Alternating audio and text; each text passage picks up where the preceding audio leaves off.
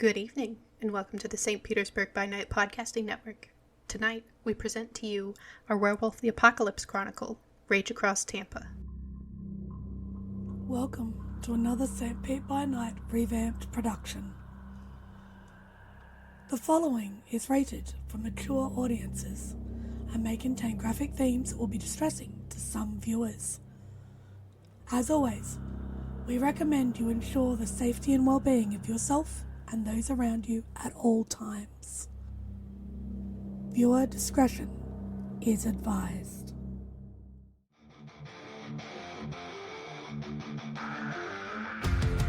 In the heart of night, we rise from shadows, howling at the moon, igniting our battles, cleansing dire of an endless fight, until our final days we will fight.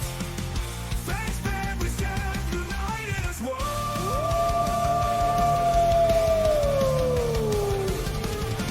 Evil spirits lurking with horror and dread.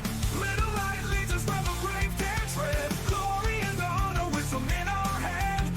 Together we rise, take our final stand.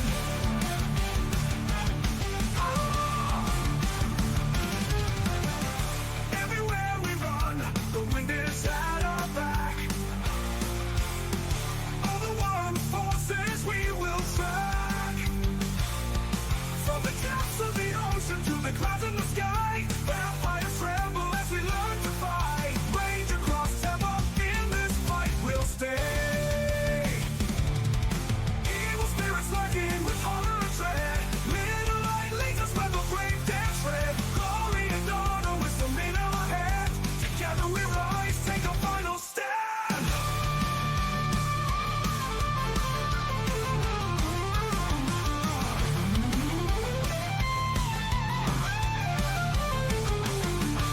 Rage across Tampa, in this fight we'll stay. Everywhere with the pack, let the night be our guide. In battles of honor, we shall never hide. Don't you never hide.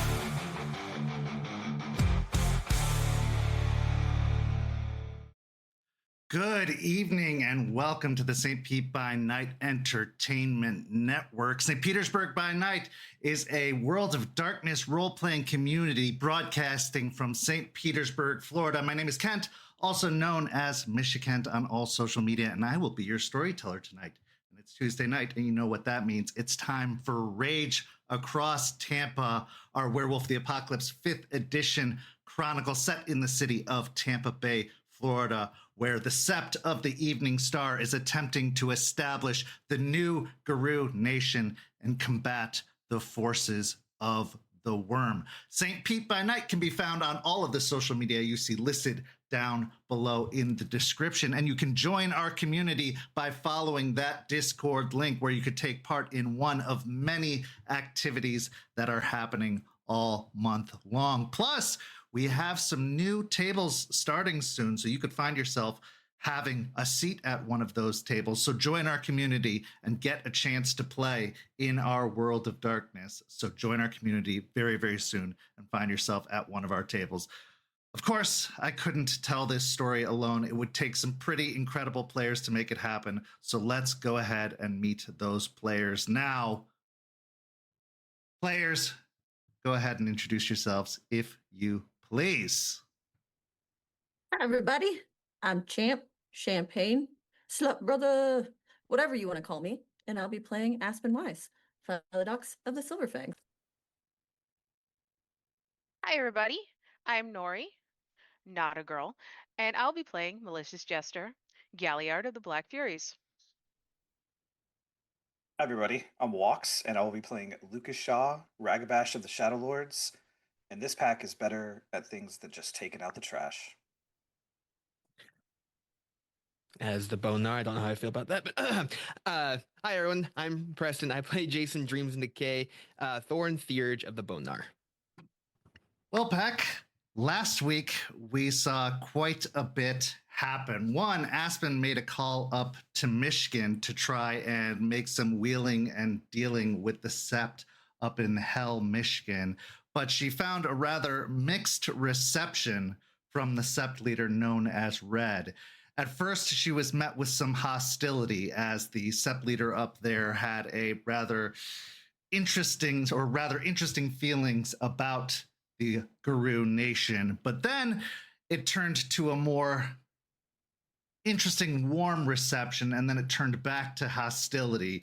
So while they said they would make a deal to try and procure some cold iron for the sept, they also made some rather interesting demands. This led to Aspen asking the Hellhounds to go and negotiate for the cold iron up in Michigan, which received an equally interesting response from the new pack, who originally came from Hell, Michigan, but had mixed feelings about their previous sept. Lucas and Stakes also attempted to approach Larry, the kin, about his eventual change, and he also had mixed feelings about the whole thing, originally feeling interested in it, but then becoming quickly apprehensive, knowing about the change that how it would affect his life, how it would affect his future, how it would make things less than normal moving forward. And he seemed very resistant to the concept, eventually asking to be left alone and possibly even fleeing the idea of it all, which prompted Stakes to tell Lucas to keep eyes on him, but to give him space and time to process the whole ordeal. And then Jester and Chloe had some time to have a little bit of normalcy, but to also discuss everything that's been happening. Jester having found out that she has a long-lost sister in Juniper of the Hellhounds, who is not only blood-related, but also a relative in Guru, a fellow Black Fury, and a half-sister by birth, related through a father that she never knew as she was adopted.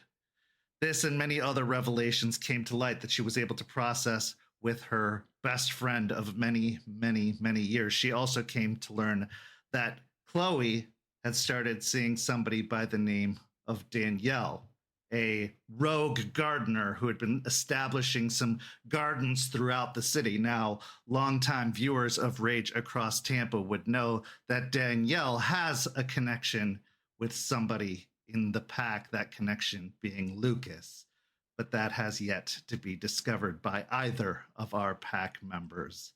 That will be found out in time, I'm sure. And then finally, in last week's episode, Jason came to learn quite a bit as he decided to go rogue in his own way and leave the cairn on a little bit of a walkabout, only to be followed by some strange individuals and then intercepted by a young man he came to learn was Ravi, a person he encountered in the dreaming, except he was inhabiting the body of a young 13-year-old boy with blonde hair, completely different than the individual he had encountered in the dreaming. He then came to learn that there was a group of changeling refugees that had been taking up refuge in a bomb shelter far outside of town.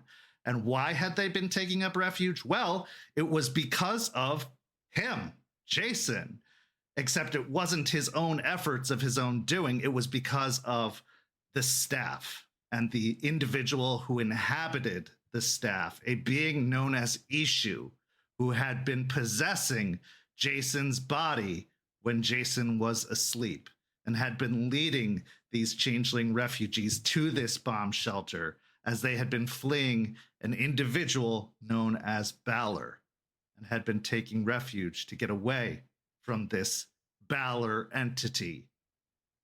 With all of this information, Jason, trying to comprehend the fact that he was giving over his body to this being known as Ishu, who had previously been possessing Moses through the staff, he agreed to help these changeling, these fae, these refugees, but he would have to tell his pack. So he returned to the sept to pass along the information. But before he had a chance to, Aspen at the law firm received a phone call with a very, very intriguing and dangerous invitation from Edward Baitman saying that they needed to meet. And she agreed. So, our session begins at the Sept with the pack meeting to discuss all of these new revelations, all of this new information that has since come to light. So, let us begin. It is a very, very late afternoon into early evening. Aspen, you've called the pack together, but it seems like everyone has arrived at the cairn with their own information to bring to the table. But Aspen, with your desperation with this new information, with Edward Baitman's call, you know that there are pressing matters to be discussed. So with Aspen, Jester, Lucas, Jason, Artie, Charles, and Eliza all gathered at the hand-carved wooden table, the crocheted runner laid out along the center of the table. Everyone taking their seats. The scene is yours. Aspen will adjust in her seat as everybody gets together. Well, first off, how is everyone? Tired. Good, all things considered. Both of what they said.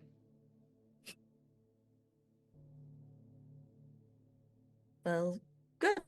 I know there's a lot that we've been working on as of late, and I have a few things that I want to bring up. But before then, does anybody have anything they'd like to bring to the table? Yeah. Come into some new information about the foe that we're dealing with.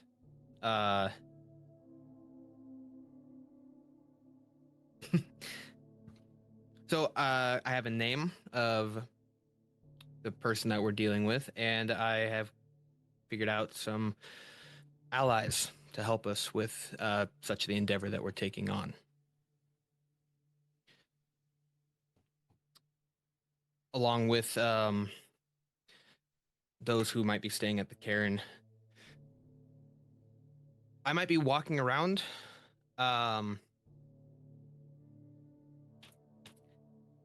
But it's not me. What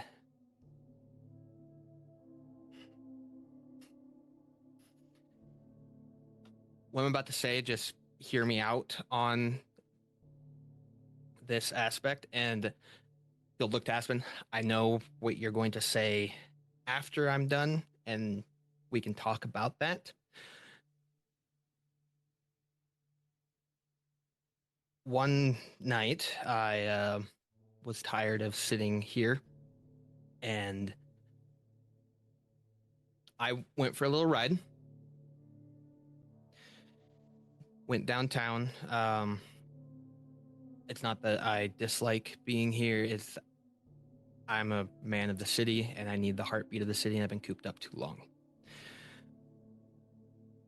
I came to be followed by someone, but when getting to a public place to try and lose them, they sat down next to me and told me everything was in place. Once they realized that I wasn't this person, they left. I then followed them to find out what exactly was going on. Come to find a person that I had come in contact with previously was in this alleyway. Young 13-year-old child. And this 19-year-old guy, I got into a van with them. Hold on. At this point, Charles has grown very tense and is frowning very, very deeply. When we got to before we even got to our destination, I was able to find out more of what's going on. He'll take the staff off and set it on the table. This is more than what Lucas and Eliza and I have discovered. This is a conduit to allow a protection over me. Everything that goes on with this ailment, this pollen that I breathed in and it's taking over, the same effects I have here in the cairn, I have when I have the staff. There is a trade-off with me being able to use my abilities outside the cairn is that I will be possessed by someone else and my body will be helping others who are in need of the person who possesses the staff.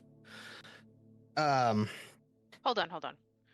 Jester, who had at this point had taken out a notebook and was writing or starting to take notes. So, when it protects you, you get possessed? I have the protection all times when the staff is with me. He'll turn it to the ward symbol. This one here keeps things out. This one prevents things from getting in. When I was able to hear things or the yellowing would happen, this one allows that to, basically it's a wall. It stops it from happening. It's how different warding works. They'll turn to the key. This one works for more than just unlocking something. Lucas, when you and I looked at it, we thought it opened a door. Yes, and more. It's a way to allow the power of the staff to move through. It allows the possession to also occur, but it also allows for the ward to work. These people that I've found are ones that the Guru used to be in close relations with, but something called me. Look towards Eliza. The sundering happened. I don't know, but we fell out with them. Something that we just wouldn't work together anymore. But these people, they go through reincarnations. I know this sounds nuts, but they have been through this time and time again over the duration of history.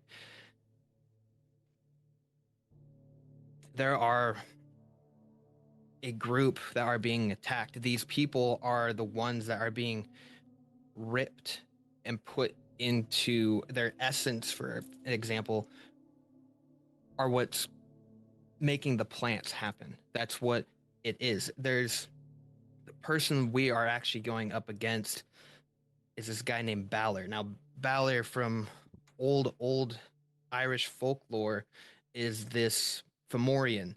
And are you guys familiar with Fomori are? Am I saying words that you guys understand? Okay. This guy basically is like the ruler of them. He manipulates them further. He's what takes Banes and gets him to that point.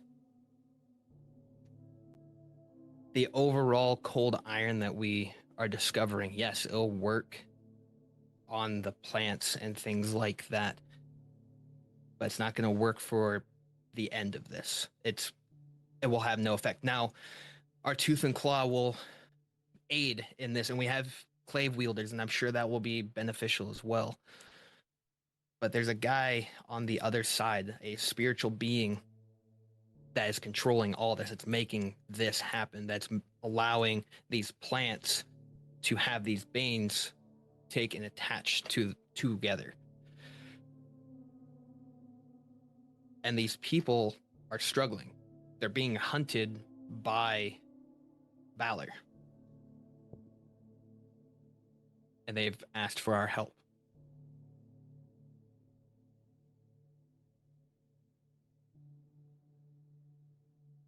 Okay. Okay. So I just want to make sure I understand everything. Yep. You left. Right. You talked to children. Who are not sure, but yes, Got into a van. correct. Listened to these children tell you about old folklore, correct? That's correct. Yep. Okay. And now you're saying that this plant situation we have is some folkloric fae creature? Yep.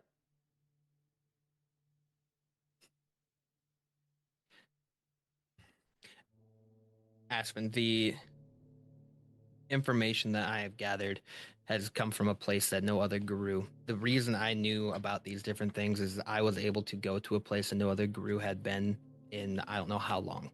It's a place called the Dreaming. The first guru to go and have this happen. And there's a guy there named Ravi who had me walk the silver path, who showed me where the spirit, the lost spirit, is. Listen, I believe you. We're vampires, or we're werewolves. There's vampires. I'm sure that there's probably other things out there. I'm not that delusional. But you're saying that these fae, this evil fae person? Kind of. They're a Fomorian. They're where Banes start out as, like how a Bane, overall the corruption that happens and slowly breaks someone down to become a Fomori. There's this person named Balor that's the start of it. And you're saying we can fight this being. That's what these people are asking you to do, is to fight this. Correct. They also said that if we aid in taking on Balor, they'll help get the spirit back over. Like they'll allow because the dreaming's hard enough to get into, and I was only able to get into it once. They said that they will help for me to go back over and bring the spirit back to us. I thought Banes were corrupted worm spirits, like of the worm. Are you saying this Balor is like a worm? Like, I'm confused. I had never heard of Balor till a few weeks ago, and just the small research that I've been able to do on it, yes, in a sense, you could classify them as part of the worm. They corrupt, they break down, they destroy, things along those lines. I wish I had all the answers. I really do. But this information that I got is bits and pieces of a much bigger puzzle. I think we have to take perspective and interpretation in account into this too. There might be something lost in translation. But Could be. I think the overall message is clear. Jason, do you trust them? Honestly. To an extent. They haven't led me wrong yet, and they allowed me into the dreaming. They brought me there. They showed me the things that I've been looking for, the lost. They took me to this area. Now, the entire time, granted, he'll point to the little thing on the staff.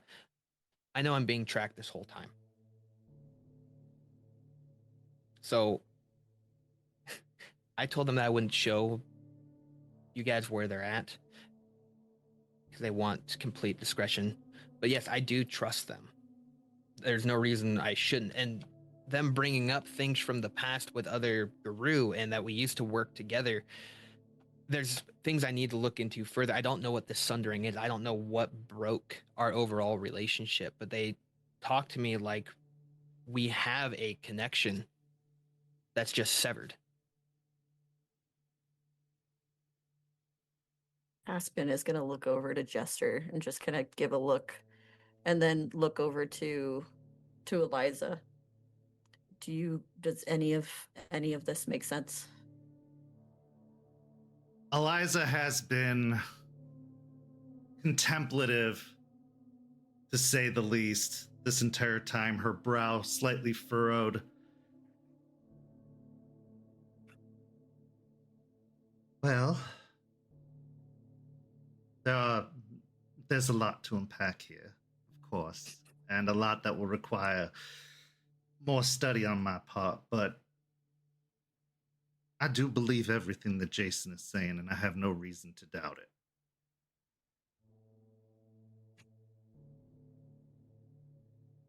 There are many things in this world that we still don't understand as Guru. Many things that we can't completely understand. Just as we are part wolf, part human, and part spirit, so too can there be other entities in this world that share spiritual entities.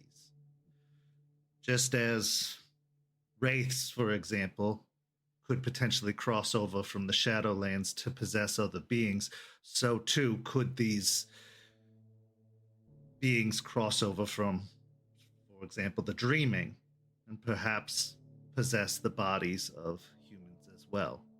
Perhaps even share bodies.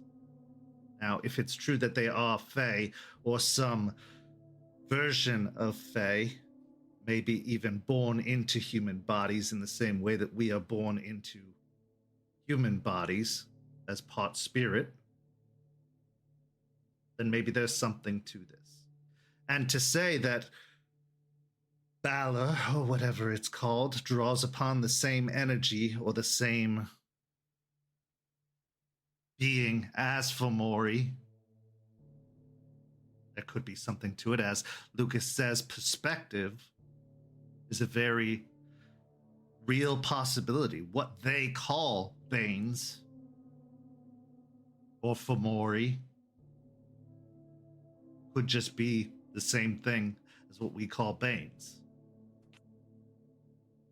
It's just a matter of how they view it, what they've called it all this time. As for the Sundering, I cannot say I've heard of it in my teachings, but that doesn't mean it didn't happen. I hadn't heard of Turtle or this long-lost tribe, but it's very real and very true, as we are uncovering.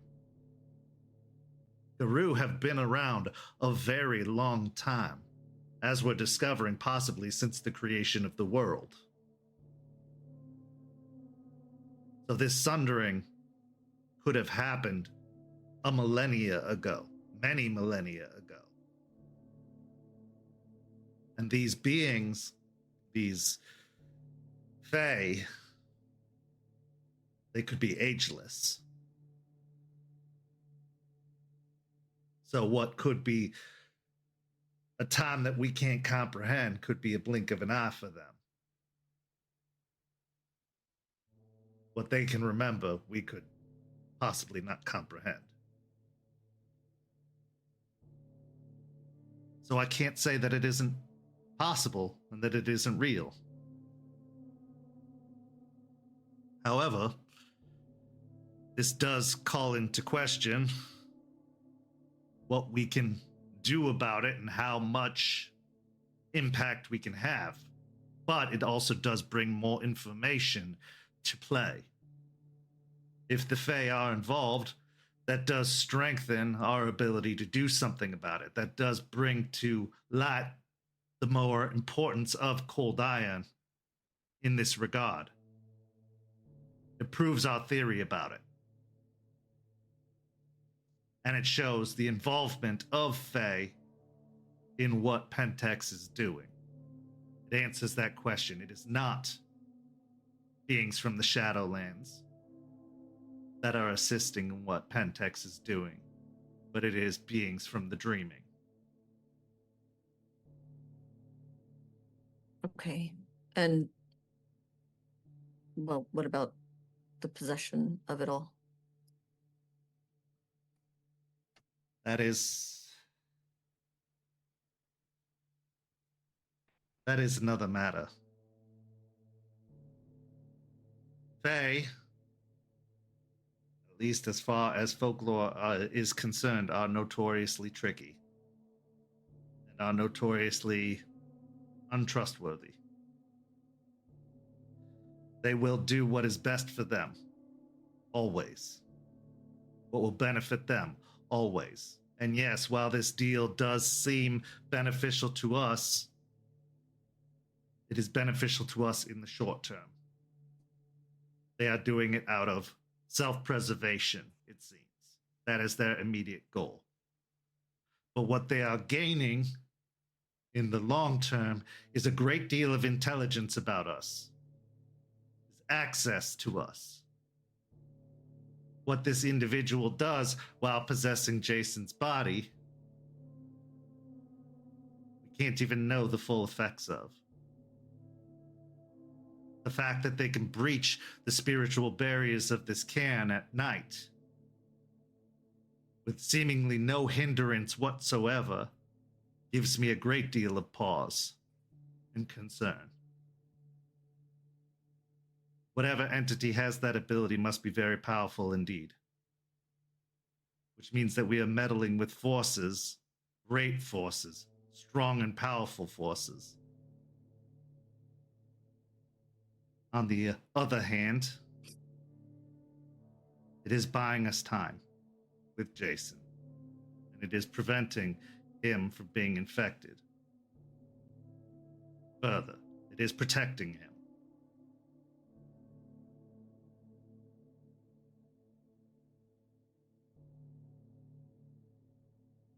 And it is giving us a solution for Turtle in the long term, possibly.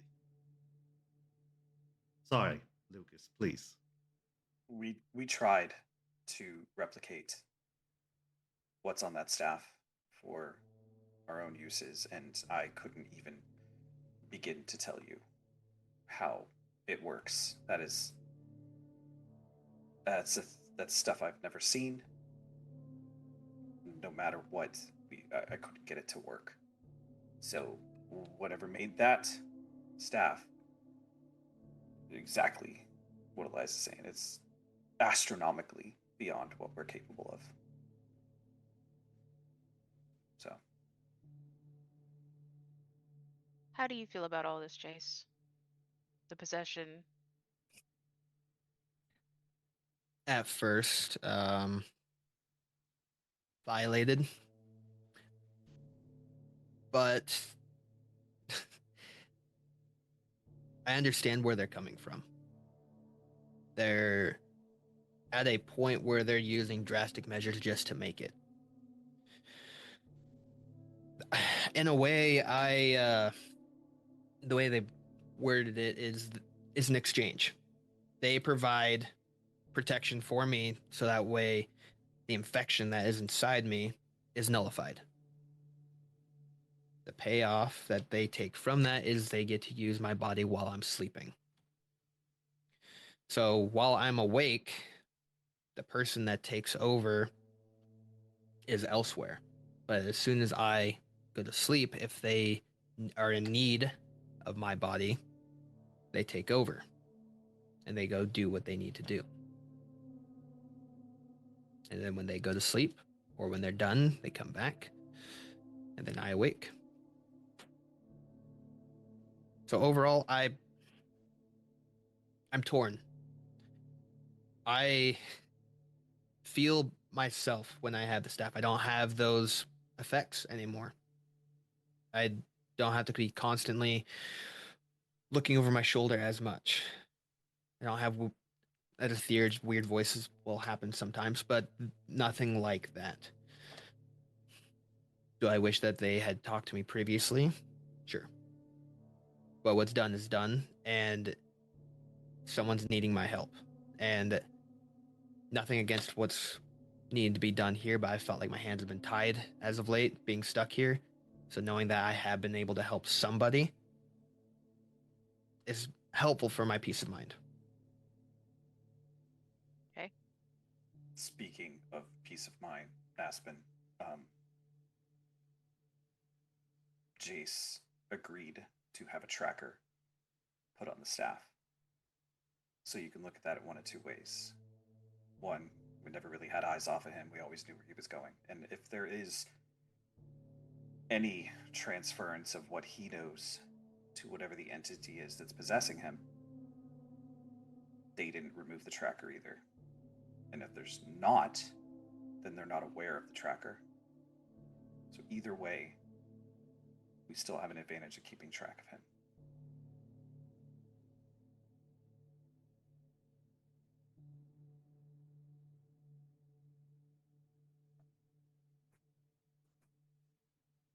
Okay.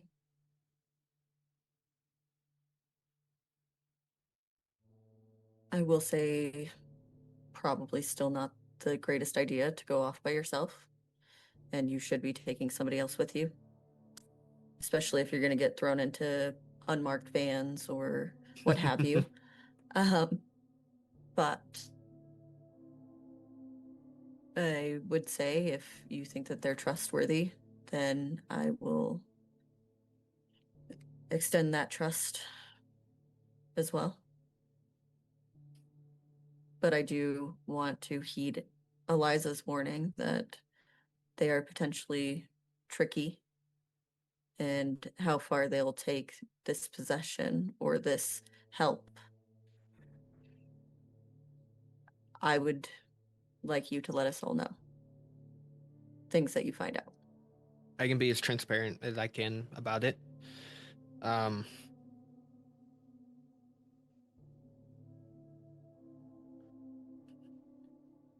They're in need of help, like a lot of help. I told them that I would be the bridge, if need be, between us and them. I can try and arrange a sit down. Now they're very, very shy. Like the reason that they even approached me the way I was out there is because I'm normally accompanied by others. That's why they don't come and interact with me otherwise. They said I'm always accompanied by someone. And because of the way that they're so on edge about everything, they're not sure who to trust. But I can see what I can do. If you'd like to meet them just to kind of put a face with what's going on, I can try and get that set up, but I can't guarantee anything.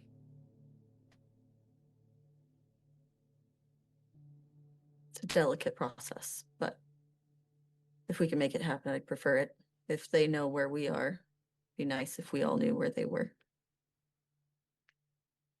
What about meeting the entity that's possessing you? I don't see why not. When I'm asleep, they take over and I have no idea what's going on. So if you want to meet them, I just have to be asleep. I don't know if I can just bring him out or anything like that, because the possession happens from the staff. They're not necessarily inside me. It's when I have the staff with me is when it happens. And the way it was described is if I gave the staff to any of you, they could use basically that mark, that key, to get and possess any of you. But it was given to me because of a trust, a understanding that happened. I'm just sounds like from your story, these people are working for this entity or serving this entity, so like talking to them would be good, but like talking to the actual one in charge would probably be better. But That's fair. I think that would be, I guess, if you're willing to allow us to talk to it, I guess, mostly. Yeah, I don't have a problem with that at all. They call him father. And the guy I talked to, his name's Ravi, and from what I understand, he has been through multiple reincarnations, and I confirmed that it's actual reincarnations, not just a name being passed on through generation, because I thought maybe that's what it could have been. But no, they've been through this several times, and kind of like how our first change happens, it's kind of like that for them. When they don't know that they've been reincarnated until something just happens, and then they have all this memory, I guess, rush forward. And then they're aware of what's happened, but they have no real control of it until that just happens. They have no one to teach them also, from what Ravi was saying.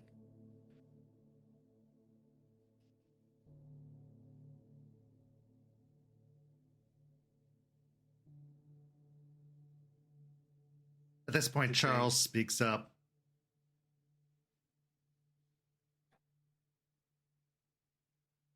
I appreciate everyone's positive spin on this, but this is a massive security breach for the Cairn and the Sept. They've been evasive and deceptive through this entire process. They refuse to tell us where they are. And yes, it is nice that we have this tracker to give us information, but they aren't willing to share. But they know more about us than we know about them, due to the fact that they can just show up here anytime they want to.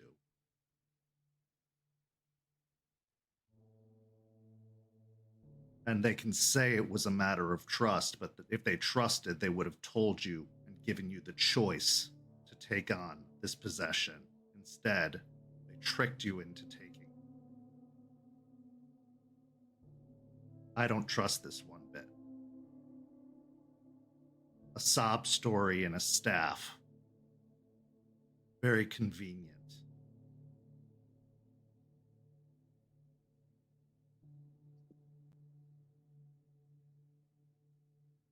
You have points. It's honestly why I brought up speaking to this entity itself and not just the people. Because I feel like confronting them about it would be better than just talking to this other group. I personally think both would be beneficial. I think, of course, talking to the one in the staff is a great idea, Jester, but I think we should also talk to the others. That way we have a better idea of what's going on and what they're doing and what they're up to. Because it seems like their leader is only around when Jason is asleep. So they've been moving around even without him. I also agree with you, Charles. The breach is very problematic, but it's already been done. How do we move forward from here? There's a couple of options in my head. We take away the staff, which leaves Jason vulnerable, and if it is true that it's helping him outside of the cairn, I don't know how much longer we keep Jason here and it becomes like torture. The other option is we push forward what Eliza had proposed a while ago, a much more spiritual, dangerous way of fixing Jason.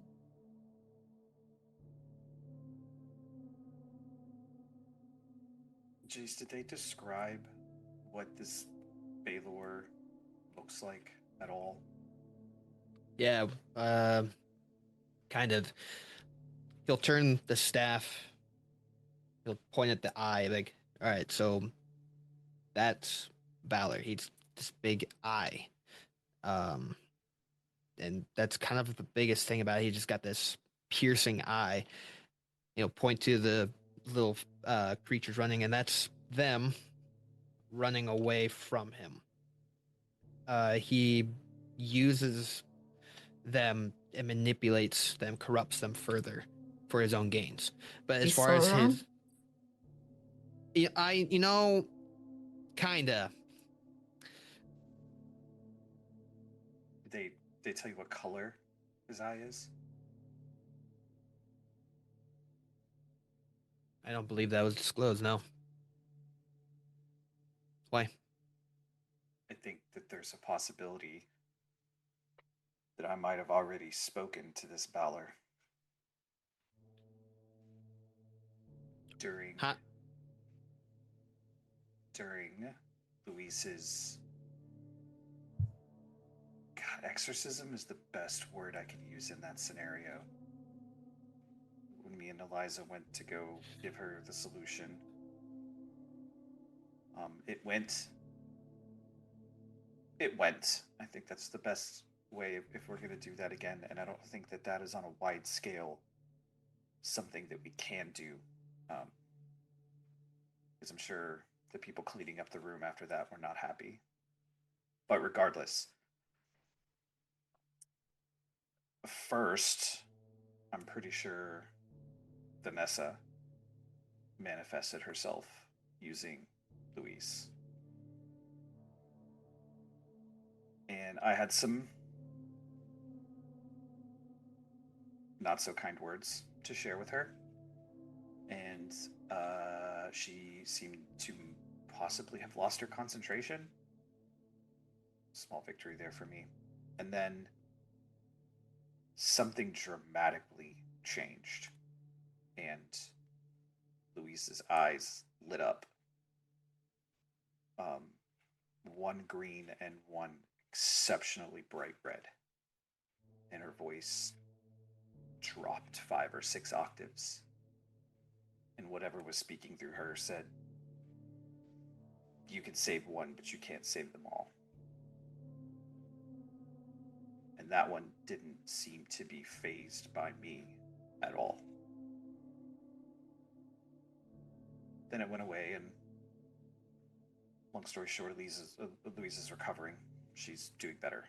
So, victory there. Solution worked, but it was messy and it was scary. And if that is a sign, doing something more dangerous with you is going to be rough, Jace. It's going to be really, really rough. I just wanted to add some context.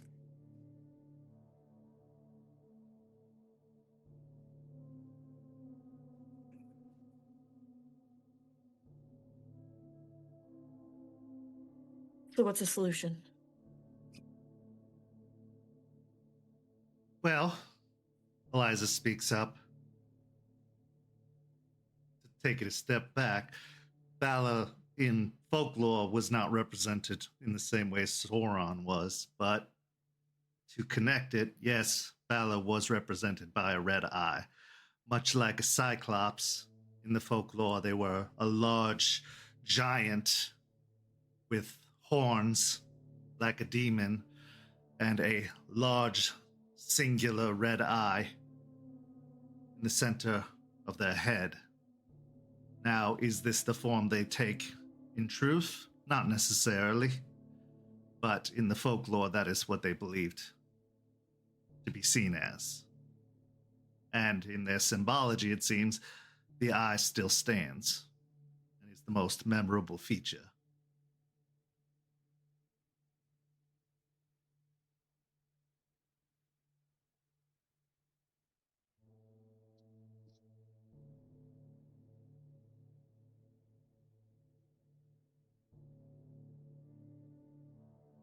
Are we literally dealing with something from folklore? We are from folklore, technically, aren't we? This Okay. whole table is pretty much folklore. Okay, hold on. Werewolves are from folklore, but they are a group. We're talking about something that's like a god Well, in folklore. Yeah. it is a subsect of a piece of folklore, and if it is grouped in with Fey folklore, then theoretically yes, but one could say it's like combining Dracula with leeches. Maybe there's some truth to it, but maybe it has been over-exaggerated for the purposes of mortals, for the purposes of humans, beyond their comprehension and therefore exaggerated beyond the truth.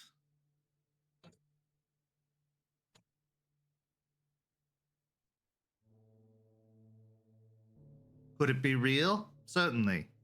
Could it be as bad as is said? Maybe not. It's bad because humans can't comprehend it. But is it impossible? Not necessarily.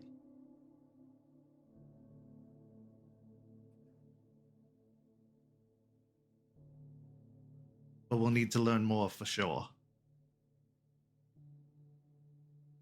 Okay. Well, let's also circle back to the potential security breach problem, and if the crazy Rite exorcism is out of the question and taking away the staff is out of the question, how do we rectify this breach, Charles?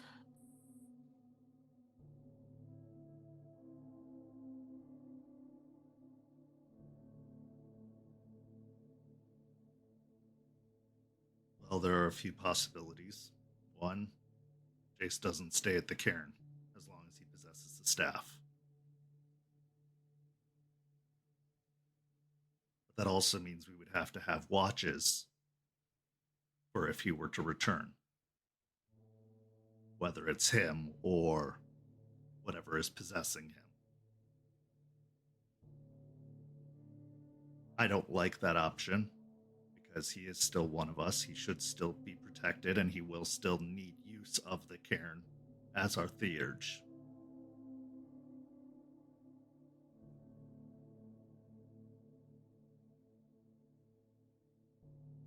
I don't believe the Rite is out of the question. Is it dangerous? Certainly. But if we can cure him, to remove the use of the staff as the only means of moving forward, I think that is our best bet. So that the staff isn't necessary. But also having allies in the fight to come isn't a bad thing either. But I don't like the fact that they can decide to be inside our cairn at any given moment.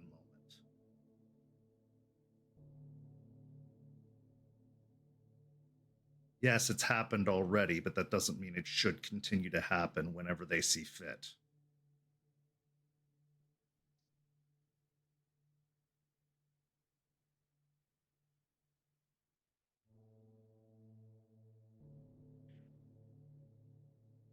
I think a conversation needs to be had with this entity and clear boundaries laid out Yeah. if we're that's wanting what I to work think with too. it. Yeah, I agree with Jester. Because Oh, we have to think about it like this. If we do this right and we clear Jason and he doesn't have the staff anymore, did we just cut them completely off from their very clear leader? What direction do they move in then? I mean, it sounds like whoever has the staff would be possessed by this entity, but then again, that's like giving it to somebody that they don't know what they're getting into, and like it's a real strong lack of consent. So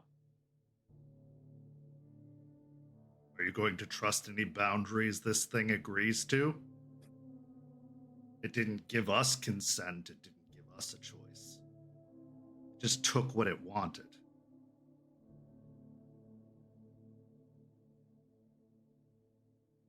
They've been receptive once boundaries have been set. They seem like they understand overall what's going on, but they're just taking drastic measures for the current situation. I agree.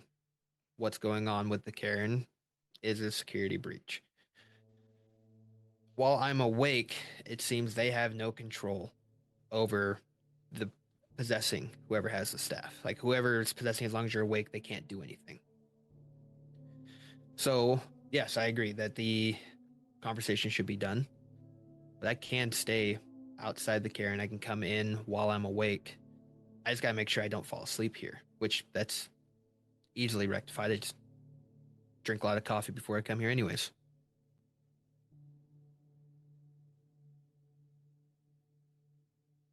Someone left that staff for you, right, Jace? Yep. And it was there, you saw it, and you chose to pick it up. Correct. Oh, another thing. Eliza, can you do something for me? Of course, Jace. You'll hold the staff. Just look at this on the umbral side and tell me what you see. If you could just help me out here.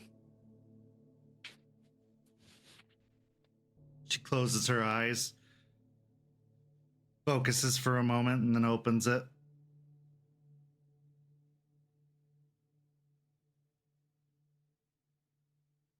Does it look normal to you? Does it look like things are on the other side? Does it look exactly like it does here? No. I mean, it looks... It's only an object on this side. When Artie was helping me with the whole bar thing, he lent me the glasses. This staff looks exactly the same to me as on this side and the other. There's no difference between the two. So you're saying that it exists on both sides? Correct. Well, as you said, it's a key. Mm-hmm. And perhaps because you are possessing said key, it exists on both sides to you. But that is because you are possessing it, as I am not possessing it, nor is anyone else. We do not see it as such. Okay.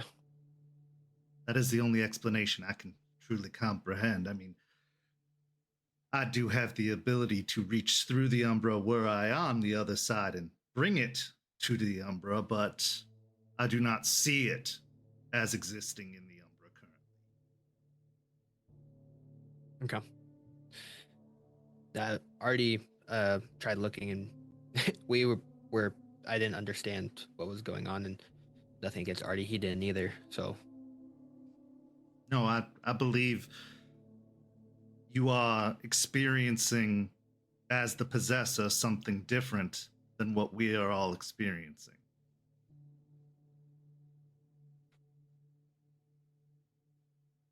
thank you. And that helps a little bit.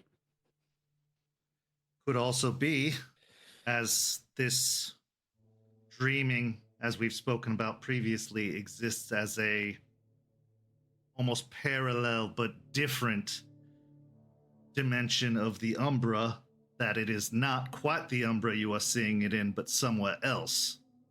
A different area entirely. Maybe perhaps you are even seeing into the dreaming itself through the staff. A small section of it.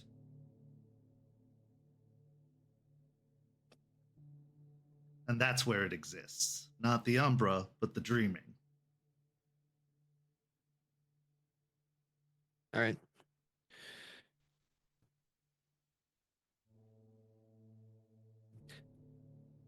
Aspen, what do you want me to do? Well, we definitely need to meet your friend, your wizard. I don't know. But until that time, as Charles said, and as Charles being the warder, it's probably best that you don't sleep here, don't stay here. But it would be probably best to have somebody keeping an eye. That's where I'm conflicted, because within the cairn, Lucas and Eliza are here. Outside of the cairn, not so much.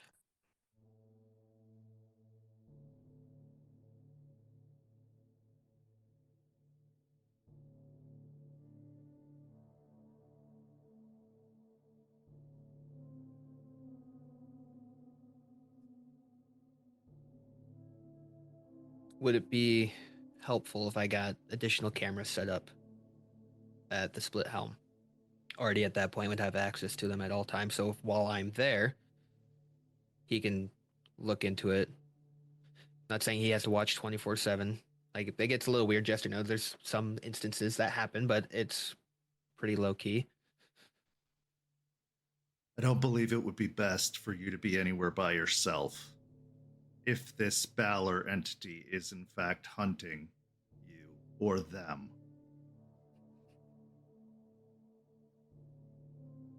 Not to mention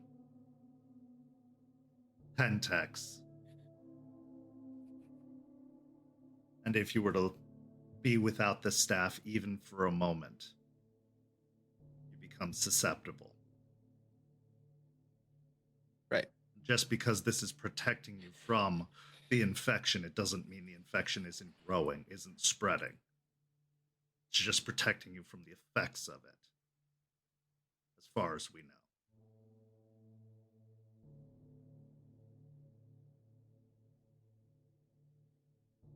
Kind of like a drug that masks the symptoms but doesn't fix the actual disease.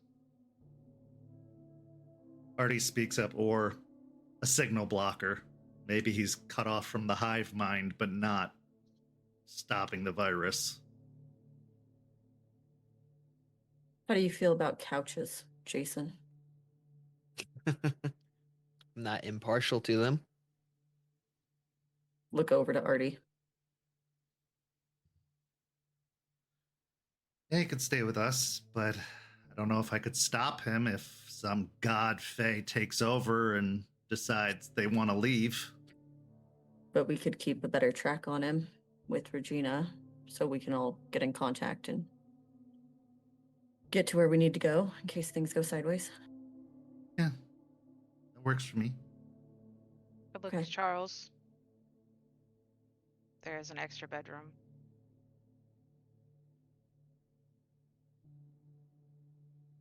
Yes, but we both have responsibilities that take us away from home far too often, There. especially at night.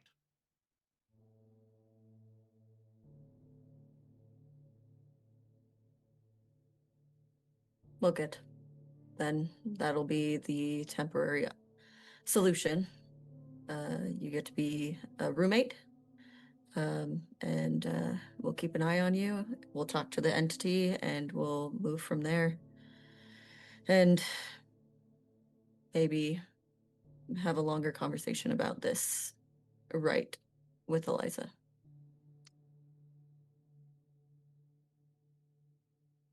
Okay. Eliza Okay. looks over towards Jace.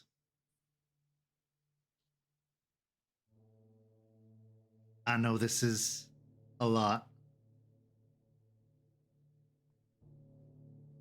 but also,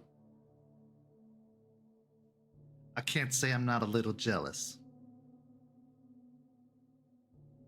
You are blazing a very interesting trail for Theurges. There's parts of this that are fun, I won't lie to you. About 20%. The other 80 sucks. Just make sure to write things down, because that first relaying of information was a lot of word vomit that was very hard to parse.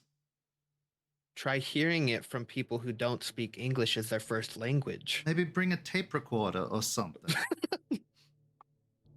Yeah, can I just know it? I'll just have one on me. I'll just carry one. Did the van say free candy or free hugs? Hey, shut the Got it. fuck up, all right? Just asking. Seems like a pertinent question. They had slushies on it, you'd be all over it. You're not wrong. I mean, it was kind of funny that the adult was kidnapped by children in a van. I literally brought that up to them. I was like, isn't this weird? But then they brought up it'd be weird if it was the other way around, which that was a fair point if I was trying to get them into the van with me. So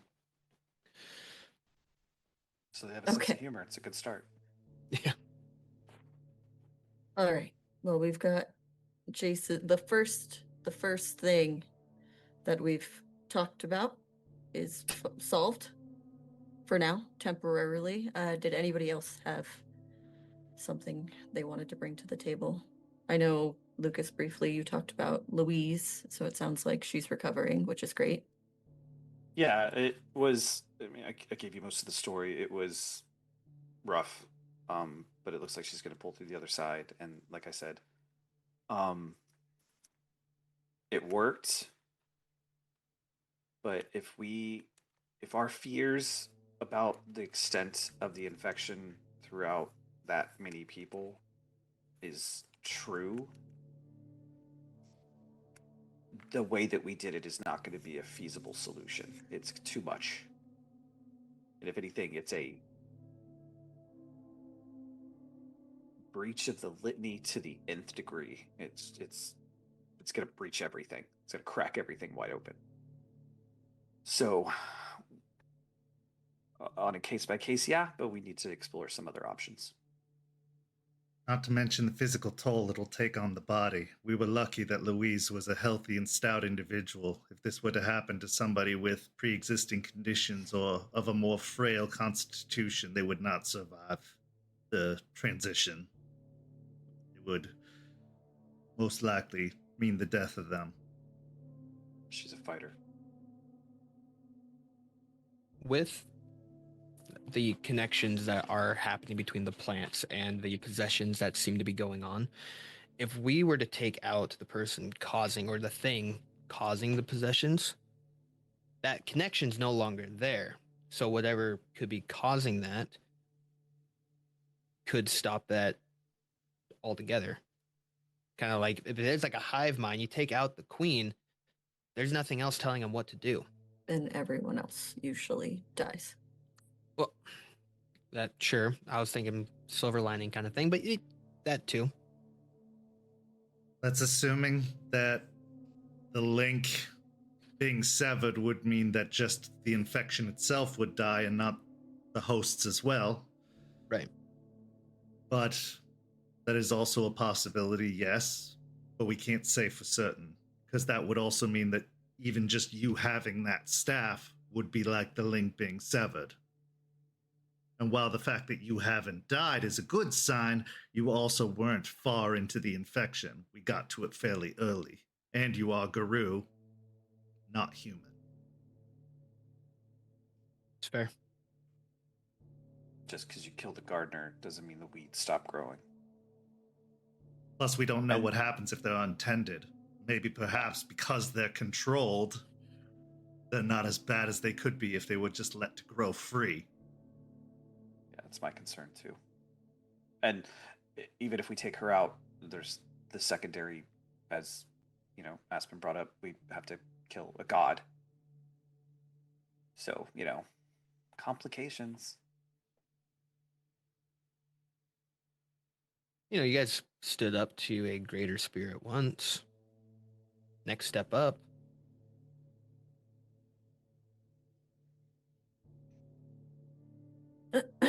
Anyway, we'll figure that out as we get more information. I feel like there's still a lot to understand, and I think that starts with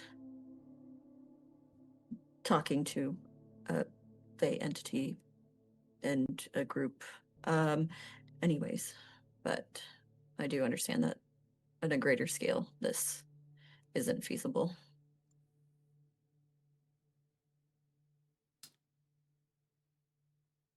Artie nervously kind of clears his throat. And then he looks to Jester and then looks to Aspen. I have some information. It is circumstantial at best, but it is pretty specific. And roads are pointing towards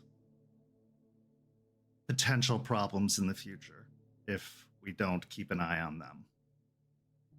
So I've been obviously doing a lot of research as of late. A lot of individuals have been coming to me with questions. My return has been in high demand, apparently, technologically speaking, and from a therapist point of view, which I'm happy to provide my services. I'm really glad to be back. But that also means Skeletons are coming out of closets, and a lot is being revealed. I was asked by a member of the young pack to look into a suspicious death of their family. Delphine, the Theurge of the Hellhounds, her parents were killed shortly before their departure from Michigan. They had been employees of Pentex, or at least a Pentex subsidiary, pretty far down the chain, but they were in a management position. Now, it's possible it could have been an inside job by the company. It's possible. There's a lot of possibilities with things like this. Pentex does these kinds of things all the time, especially if they're not happy with the way business is going. You fuck up in that kind of business, you're never heard from again. It's very kind of chuckles mafia in that way. But in doing the research, she really wanted answers, and so I started looking deeper into the crime and the specific instances of that night. It was reported as a gas leak at the house, and all of the surface evidence seemed to point to the fact that that were true. An explosion caused the house to go up in flames. Everything seemed to look that way. However, as I looked more into it, there were no signs of mechanical malfunctions.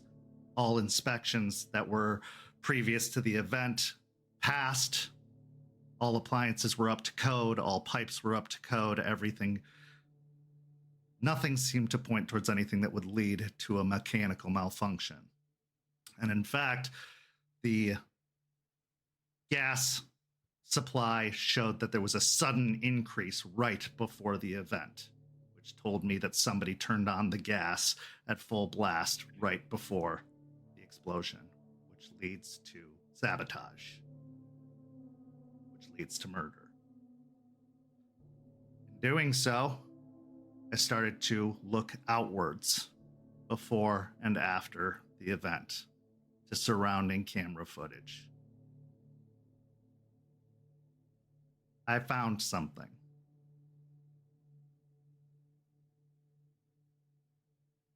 I found a familiar face on the footage. Juniper was spotted near the scene less than an hour before and after the event. Now, in further digging, I found out that Delphine's parents both worked for high-quality builders.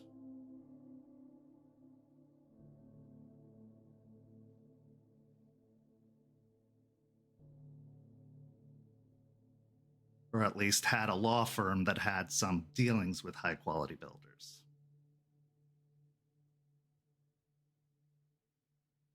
Now, I've had some time to think about this, and theoretically, and from a litany perspective, no crime was committed here.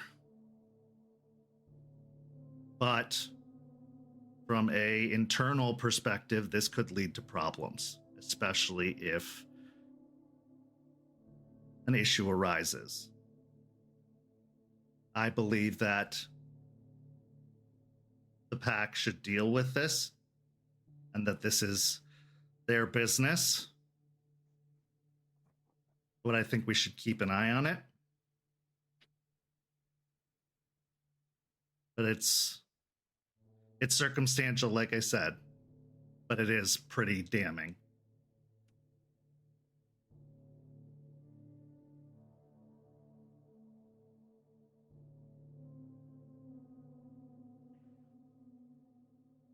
And I think it's no secret that she has a personal vendetta against high-quality builders.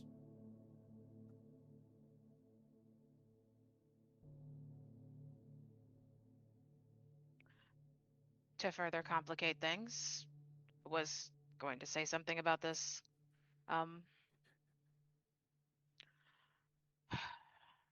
Artie also did some digging for Juniper, and it turns out that Juniper is my half-sister.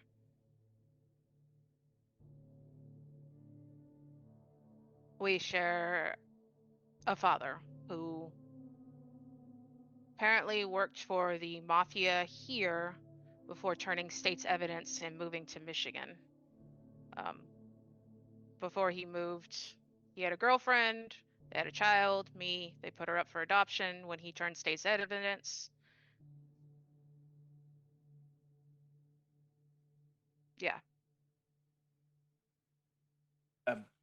I, I beg your finest fucking pardon on this, but you and Juniper are related. Yeah. And you and Juniper have links to the mob here. Apparently. What family? Yes, that family, Lucas. In fact, their father is one of the key witnesses that was responsible for the fall of that family.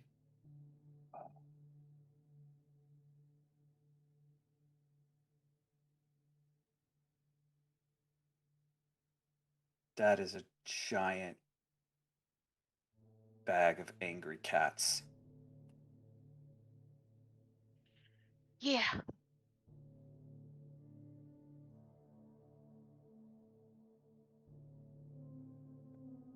Are you happy about the news?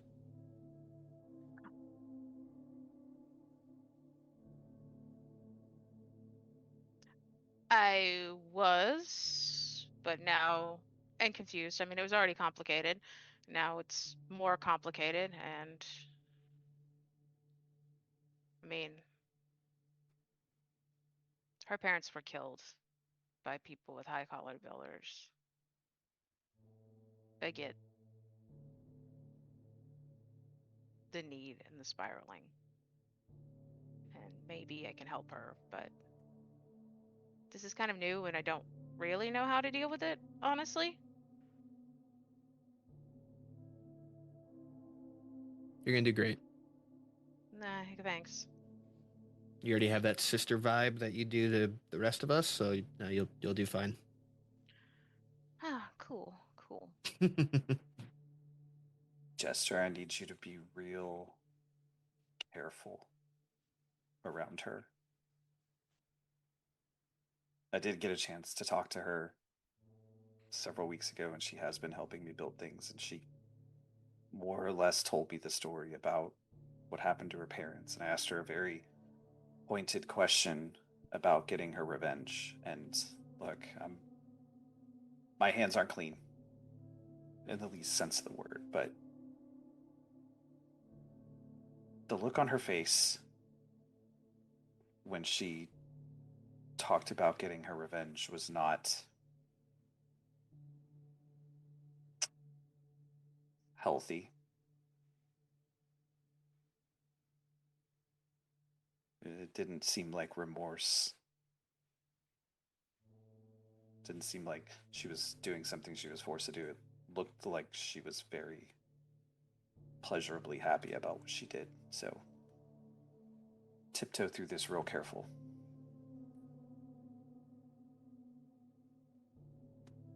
Okay.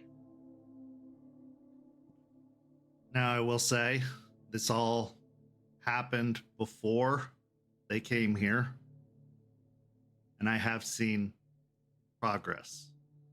I have seen growth. I talked to Juniper when she learned about Jester being her sister. I talked to her since. I see potential for growth. I see potential for change. She has something to look forward to. When she found out she had family, I saw something switch in her head and in her heart.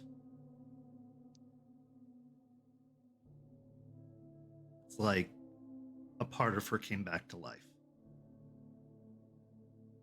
She didn't think she had family left, and now she does. But now with this new information coming to light, I don't know what effect that's going to have on things. I have talked to Delphine. I have told her to practice empathy, to consider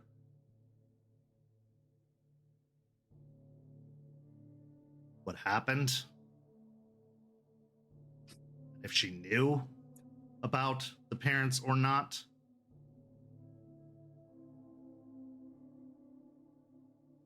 She might not have known that it was her parents. Might have just known it was somebody at High Quality Builders that had something to do with her case.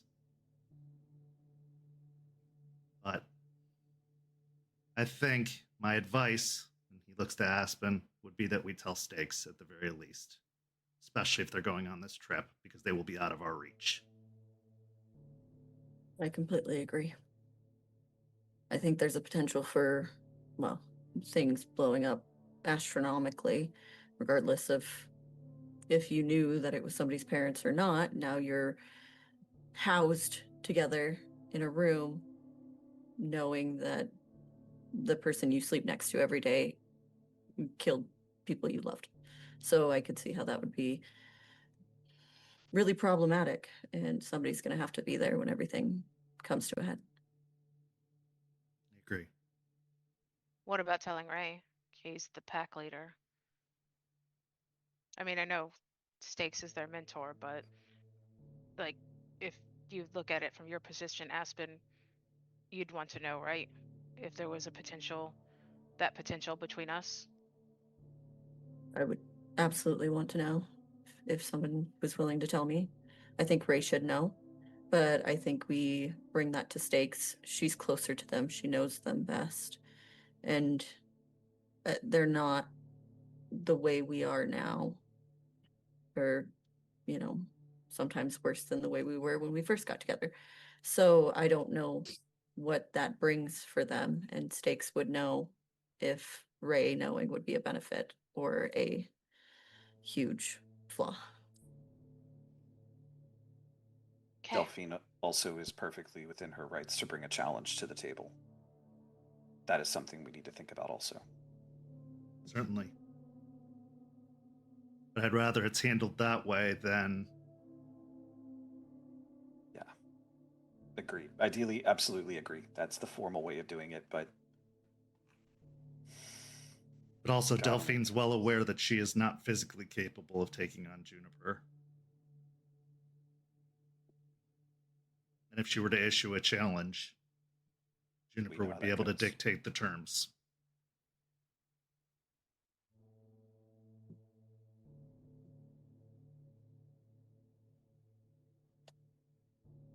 But all the cards on the table, this is the issues they're currently dealing with. And that will be coming up likely sooner rather than later. And now that they're not going to be in the state soon enough, because I've asked Ray to get the pack and to go down to Hell to look into the potential of trade between Hell, Michigan, and here because of the iron mines up there. I know we talked about thrifting and things like that, but much better to get from the source if we can manage that. And there's a large mine up there, and they're not too far away. They're closer than us, by all means. So hopefully if we can get them to facilitate that. I was sending Eliza's formula for the cure when it came to Louise. It's a bit of a bargaining chip from our side. So hopefully that goes well, but them not being here definitely makes sense why Stakes would need to know, and potentially Ray as well.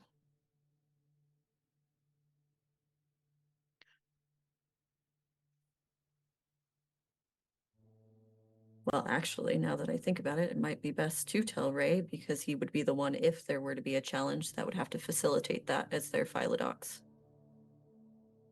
and their pack leader.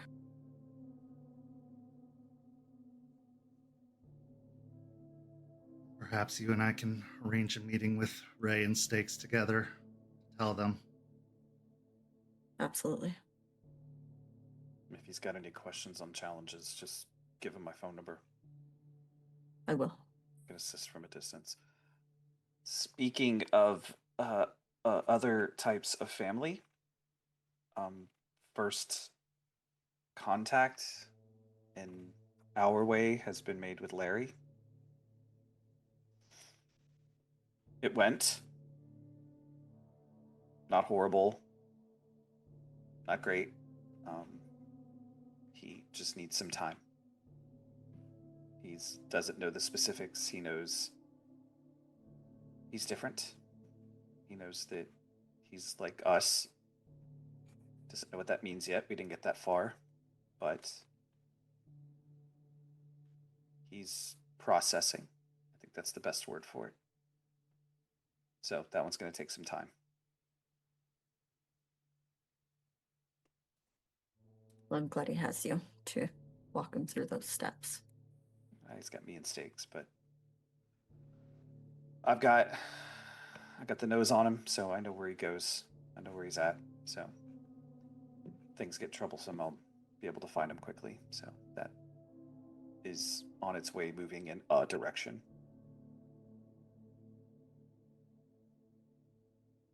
Good. Keep an eye on him. It's a lot to go through. I mean, we all did it. We know how much it sucks, so.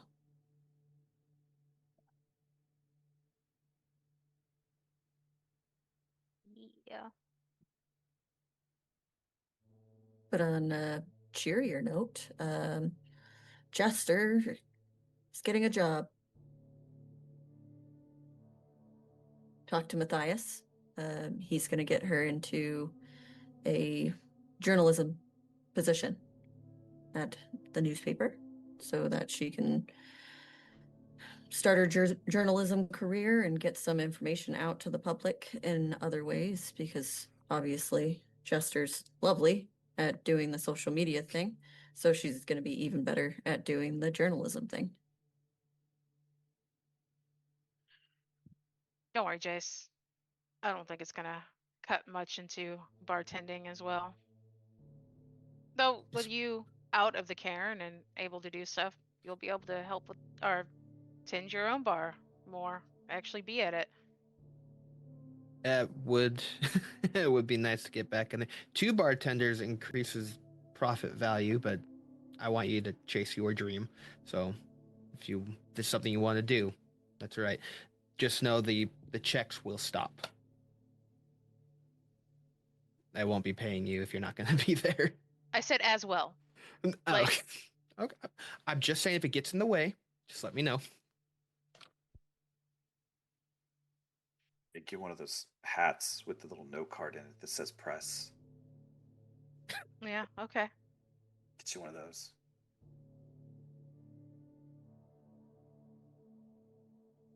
Some fun stories there, that's for sure. Oh, there's been some interesting ones.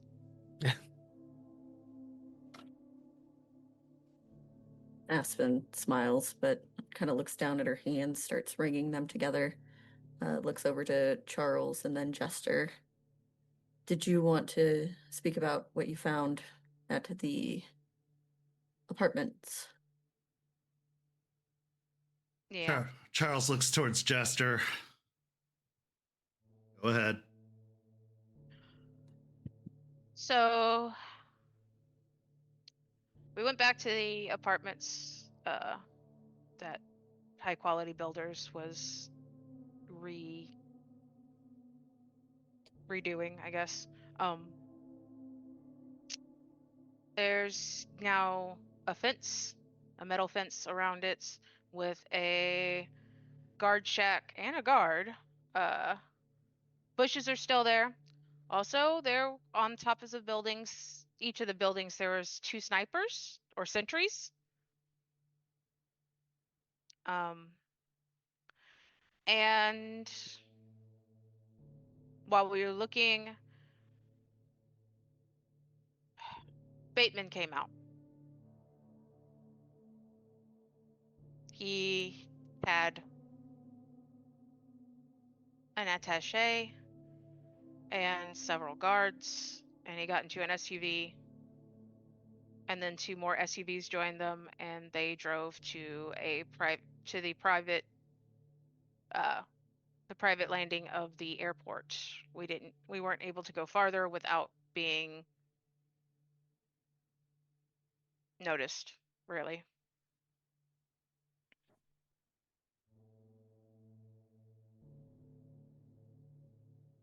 So, as we'd initially suspected, they had repurposed those apartments for their proximity to the airports. But apparently it was for the leeches. It also makes sense why they put the bushes there.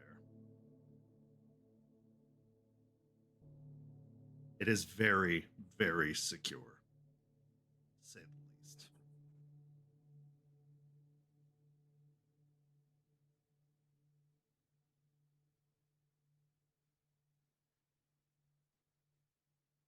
So a gate, a gate, metal fence, and then sentries on top. What are this all for that one guy? At least, if not several other leeches. There are the two buildings, most likely vehicles on the ground, as we saw when they were leaving. There were already individuals and other vehicles that were parked nearby in the parking lot. So they likely have guards stationed and vehicles on the ground, as well as the sentries up top. He usually travels with a mix of other leeches and thralls with him. Given what Leon had when we caught him, they probably have armor and silver bullets, as well as the bushes that have silver lining in them and are able to create long tendrils to try to reach out and swipe or attack us when we go near it. This brings to a conclusion, though, the association between the leeches and Pentex. They cut a deal. Yes.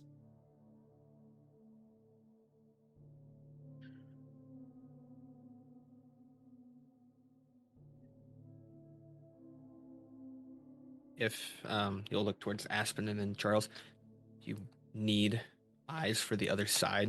If you guys are wanting to try and take care of that, just let me know. I can make my way over and let you guys know what I see, or come with.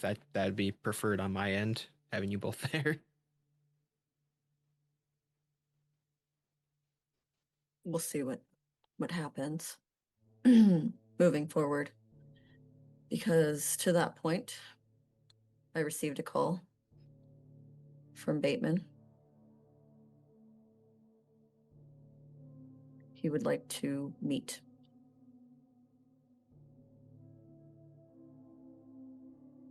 Pencil in Chester's hand will snap.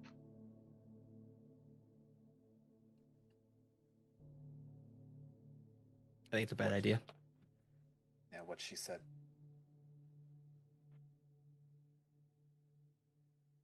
About what?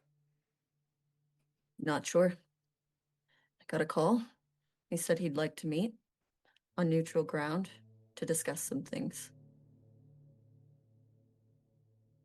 Now, I could stupidly assume that it's for a lawyer-to-lawyer meeting, but I doubt that's true.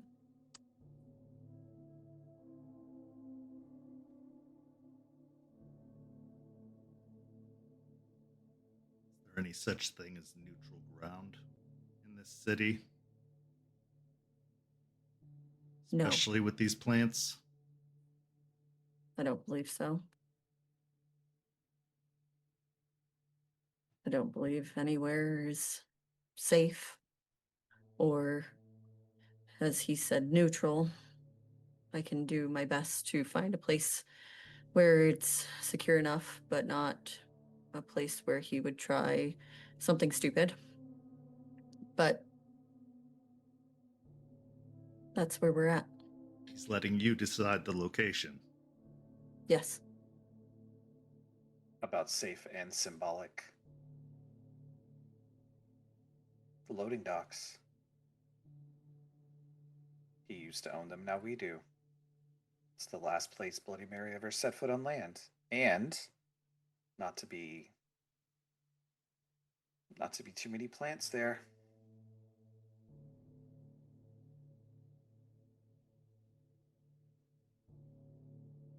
I worry that that may be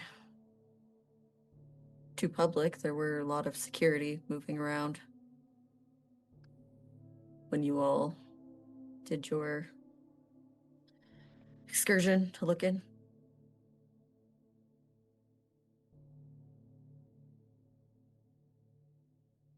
There's also a potential to get surrounded. They could stage themselves beneath the water's surface and we wouldn't even know. That is an advantage they have over us. At least on land, we'd be able to see them. Or smell them.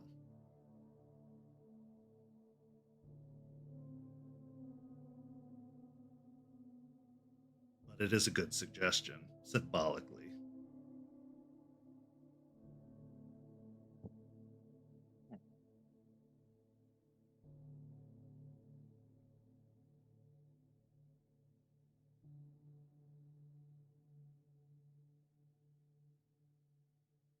Why now?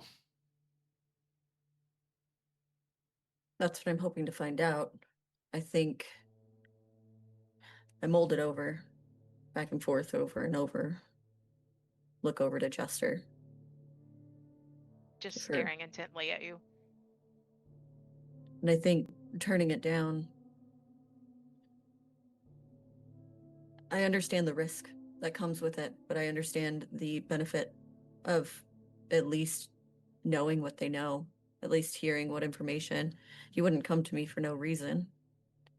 He obviously he has something. So if I could at least get some information out of what he wants, what he's needing, what he's trying to get from us, then at least I know something more than I knew before. He's been just learned- underground for so long. But if we just connected, like confirmed working with Pentex, what if this is a strike to take out the pack leader, the sept leader? What if it's a whole ploy to get you by yourself to do this meeting and you're done? I think he knows where I work. He knows when I work late. He knows, I'm sure, routes that I take at this point. If he really wanted to know, he could take me out. It's not really his MO. He'd probably send somebody else for that, to be completely honest, like he's done before.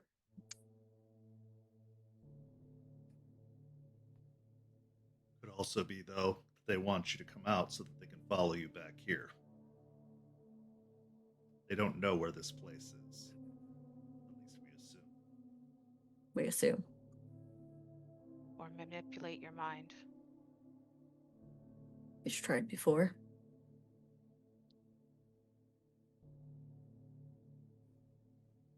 What were the terms? Neutral ground, my choosing. He won't do anything if I don't. He won't act out of turn if I don't. We only spoke briefly. There wasn't contract, obviously, but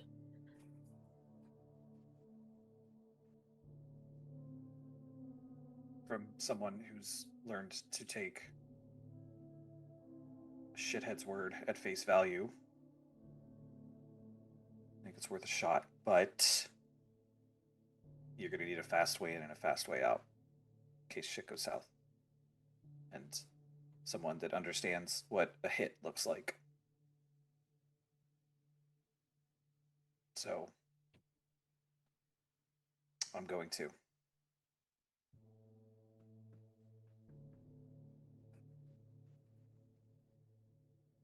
As far as we know, we have a few advantages we can still make use of. As of New Year's, we believe he didn't recognize you in your current appearance, Jester. Having done previous business dealings with him, he didn't seem to be aware of my existence. And he's never known of Jason. I think we should keep it that way for as long as we can.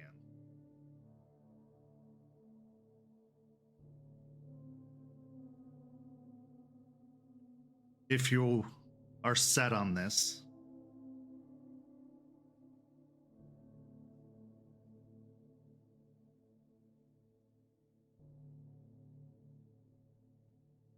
then the rest of us will monitor from a distance and be prepared to provide cover and escape if things go badly.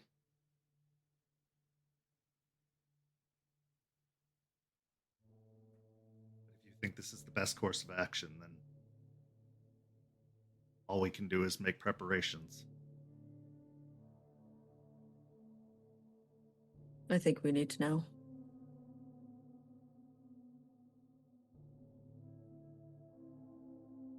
Lucas, if you want to come, he can manipulate your mind. Honestly, he probably will try. And I can't help with that. It's fair. Well, I think he's gonna have to be fast if he wants to do that. He said no funny business. If he breaks that rule, then we break our rules. I agree.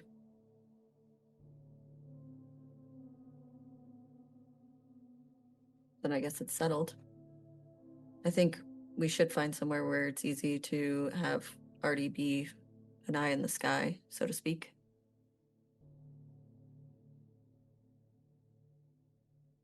Well, there are a few possibilities, but it's going to have to be near downtown if I'm going to be of any use to you. It can't be anywhere remote where internet access is spotty.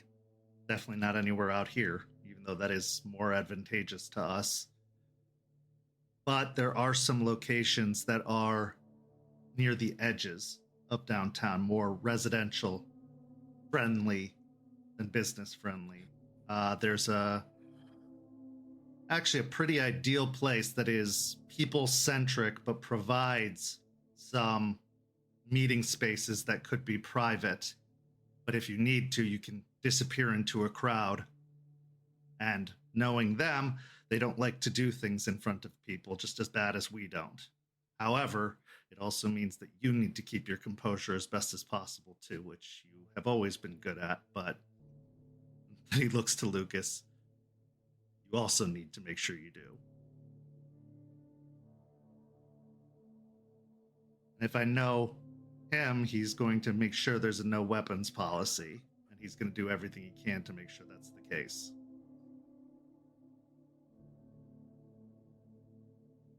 But there's the Armature Works. It's got a bunch of conference rooms for rent on the upper level, but the bottom level is a open market.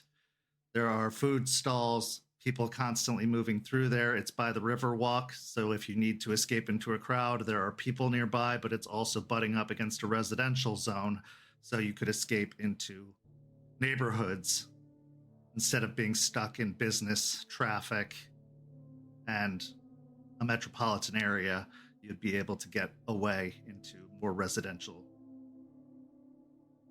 streets. Traffic won't be a huge problem on the bike. So there are plenty of getaway paths. It's a large building. And yeah, you'd have a lot of eyes on you when you're not in the conference room. You set the meeting for just after dusk. It would be before most of the buildings start to close up, or most of the businesses start to close up, depending on how long the meeting runs.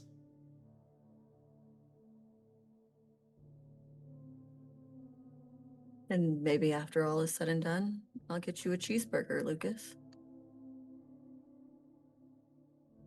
Tacos.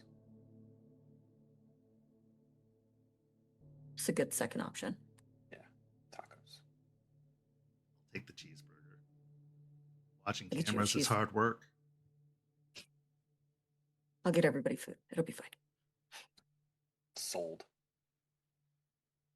Okay, I'll start setting up the cameras. I'll book the conference room, and I'll get everything set for it as best as I can. Okay. With him not knowing who I am, do you want me around or just kind of sit this one out? I think you having the staff, you being okay to be out and about, you're part of the pack, and if most of the rest of the pack is coming, you should come too.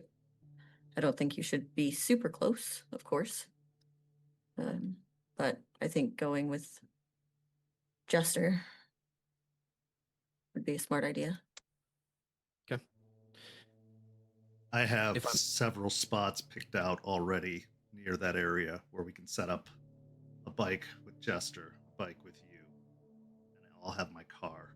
We'll stake out locations nearby. Efficient. If I'm close enough, I have a way to tap into almost a heartbeat of the city. I can hear things going on. Try and see if I hear anything going on outside of the room you're in.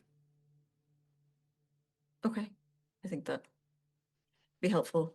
That way you along with Artie can get information out. Okay.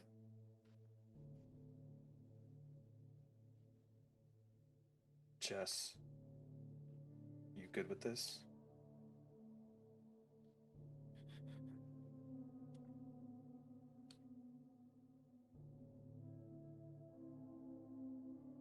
It's not much of a choice, is there?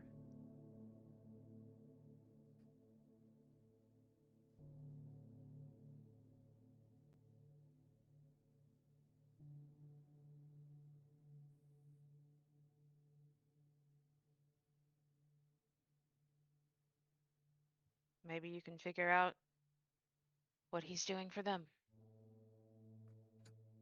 That's what I want. I just want information that we could use.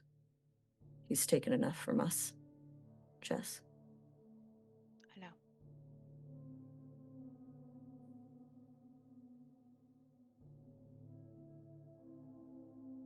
One step at a time. First, the plants.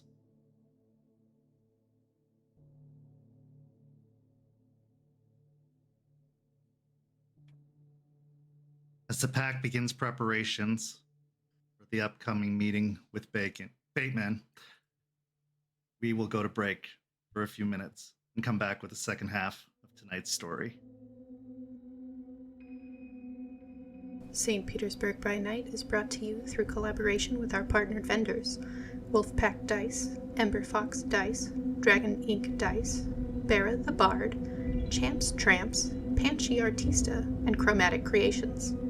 Links to our partnered vendors, as well as our Twitch and YouTube channels, can be found on our website, stpetebynight.com. The official theme song for St. Petersburg by Night is Vampire by Faith and Failure. You can find them at faithandfailure.com. You can follow SPbN on all socials with the hashtag StPeteByNight. If you wish to support our program, you can do so at ko-fi.com/StPeteByNight to help keep the stories rolling. Welcome back. In the first half, we saw the pack come together for a much-needed gathering to discuss all of the happenings that have been going on within the city of Tampa over the past few weeks, and to discuss an upcoming meeting with Edward Baitman.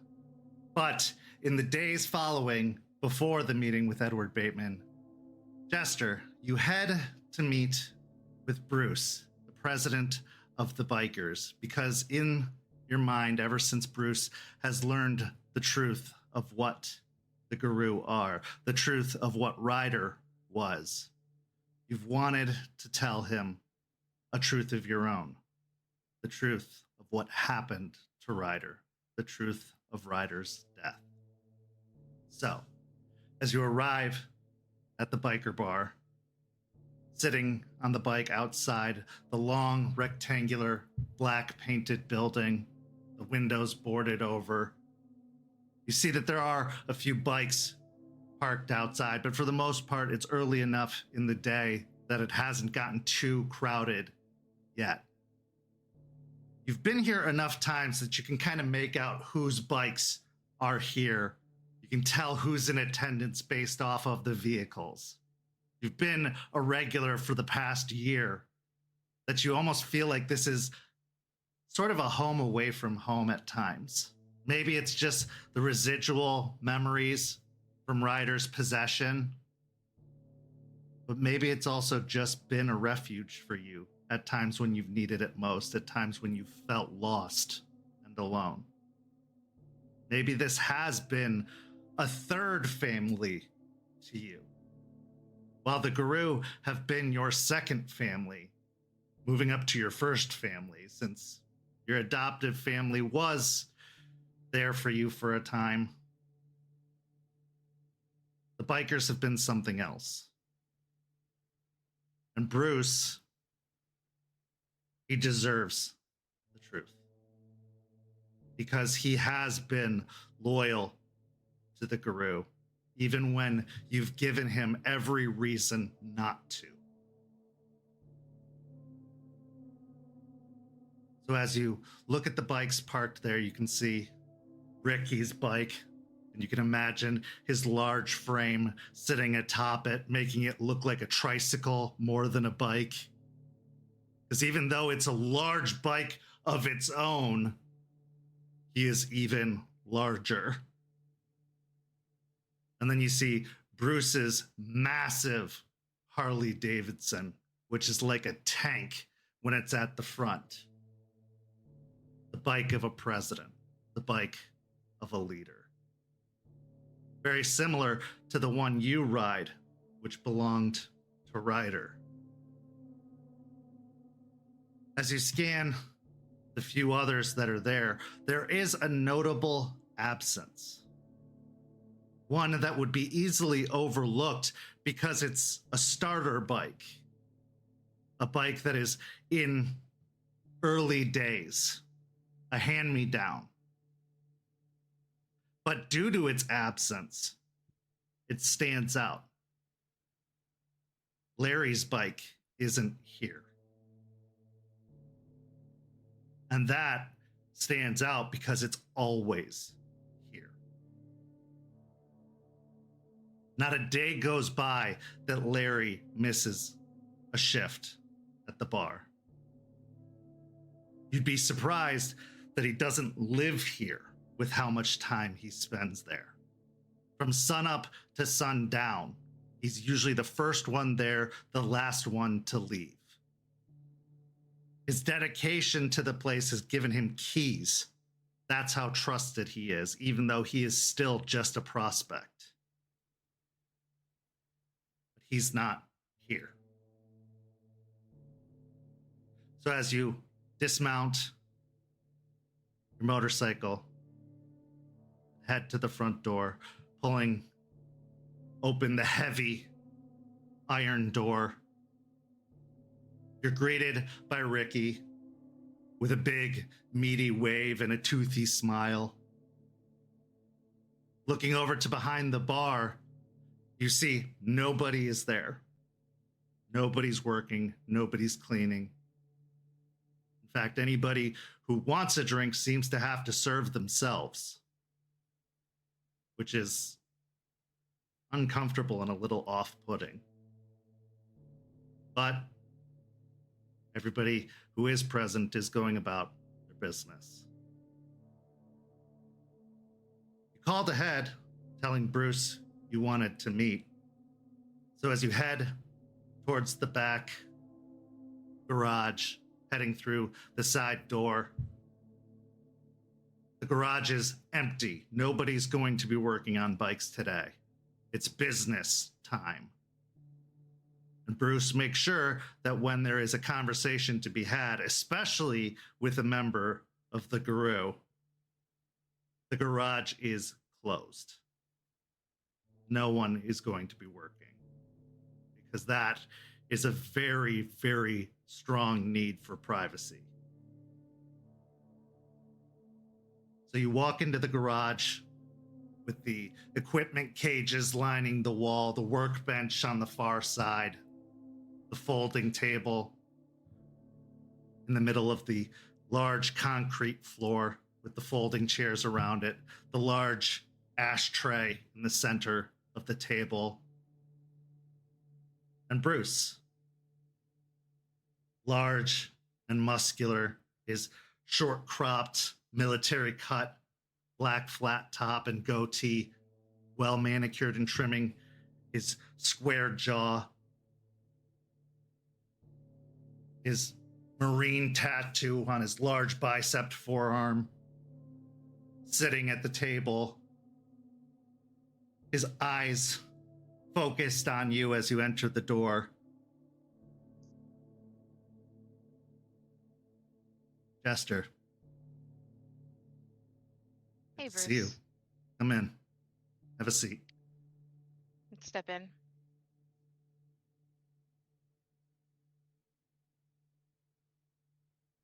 Wanted to meet? Yeah. First of all, how are you doing after learning everything? Won't lie, it took a few days, but you've had a feeling for a while that things were more than you expected. And when you've seen what I've seen, you learn to process things quickly. It's the military way. You have Fair. to be able to expect the unexpected. Be ready for anything. So,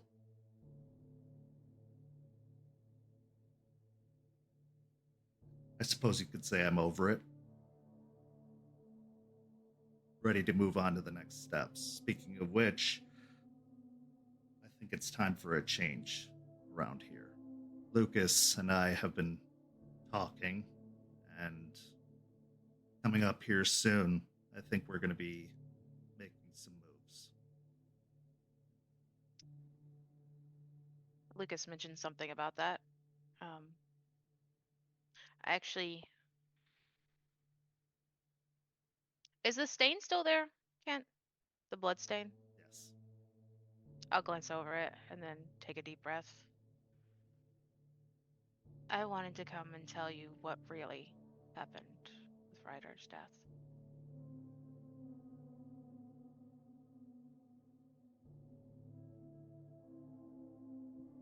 He looks down at the ashtray for a moment.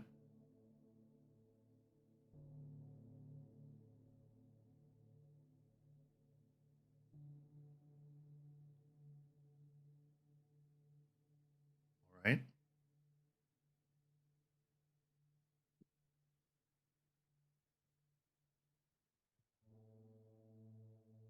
Some things to keep in context, or for context. Bloody Mary.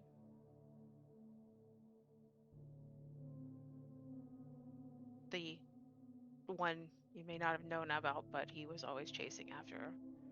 She murdered everybody he cared about.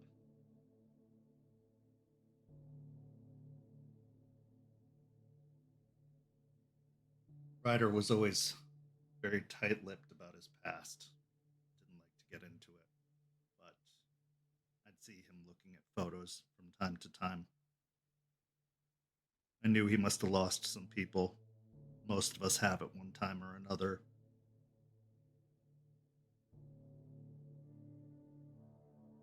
For him, it was everything.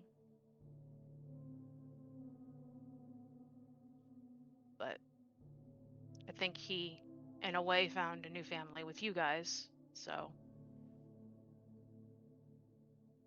he did go on.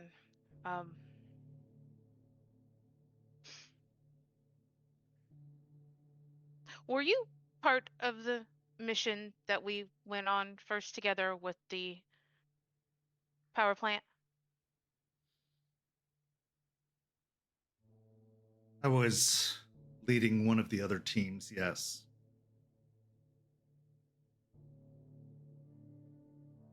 Okay. I wasn't part of the infiltration team, if that's what you mean. I think that was mostly us. We knew we saw some of the demolitions he had and told him not, we didn't want that, but he did it behind our backs. And it happened, and I was part of a environmental activist group that didn't do really terrorism, honestly. We were more on the vocal side, trying to expose secrets of corporations that were hurting the environment. I'd had them look into information on the power plant. And after the explosion, the leeches responsible traced it back to them, labeled me a terrorist, had them thrown into prison.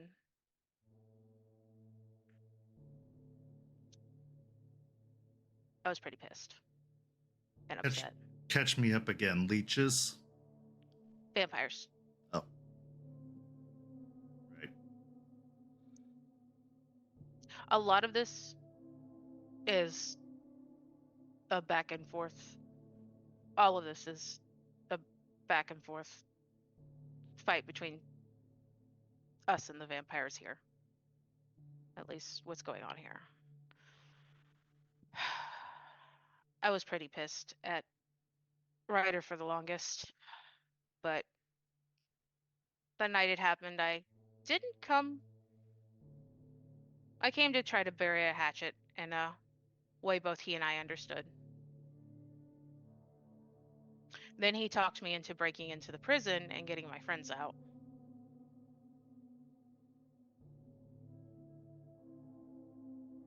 So we went.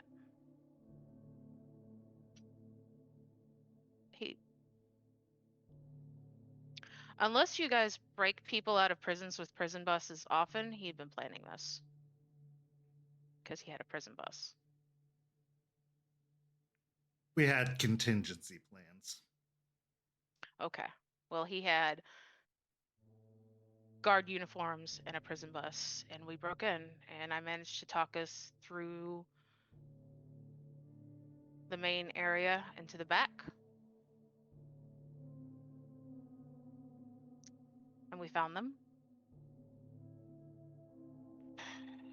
But we weren't able to subdue some guards before a gun went off, and it caught the attention of everybody else. The alarms went off, and that's when Bloody Mary showed up. She is a vampire, was a vampire, and one of the strongest of them.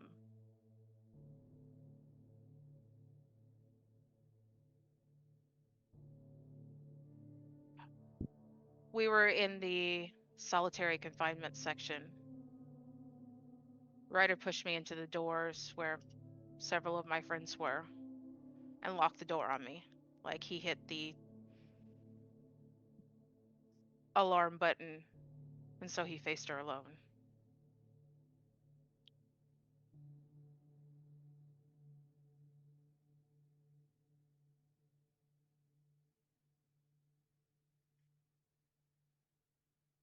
While I was breaking down a wall and helping my friends escape,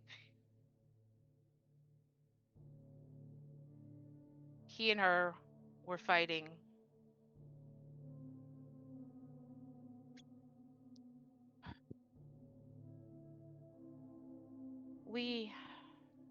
I don't know how much Aspen or Lucas explained, but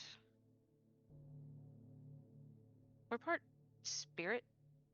I know it's strange to understand, but sometimes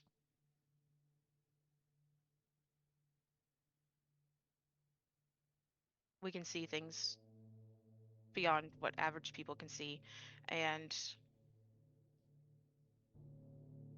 the spirits of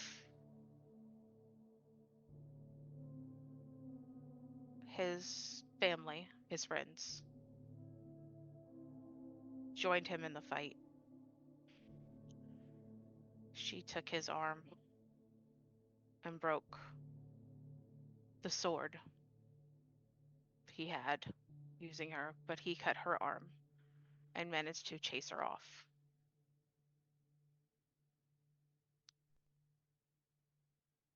He was able to flee the prison, and I found him on the street when I was going back for him.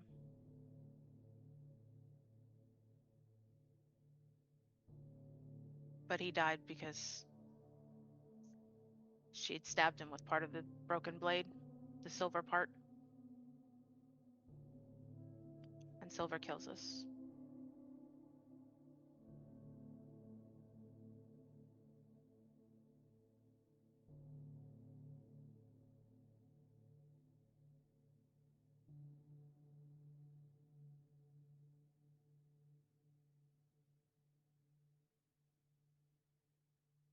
I remember in the days following that particular job, there was the blackout that was caused from that plane going down. It was a lot bigger than we expected it to be. That was pretty bad, but I know that what bothered Ryder the most was when he saw the news, saw that those kids were getting blamed for it all. In fact, I can't say I'd seen him that mad in a long time. His garage was a mess after that. In fact, I'm pretty sure if you look behind one of the cages, you'd still see the cracks in the cement.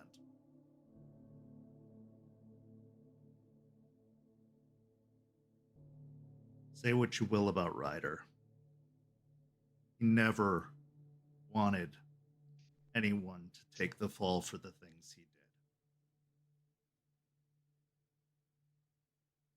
He would always put his name on his actions.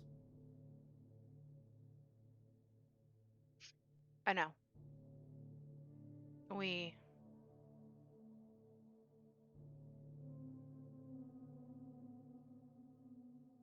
reconciled.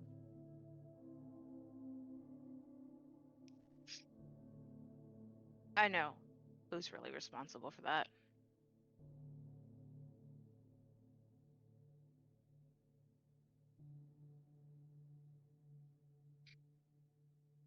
It was also a lesson for me that vampires will use whoever or whatever they can to get ahead, to survive. They'll use it against us. And these changes being made will put you guys in danger. But I'm going to try my damnedest to protect you.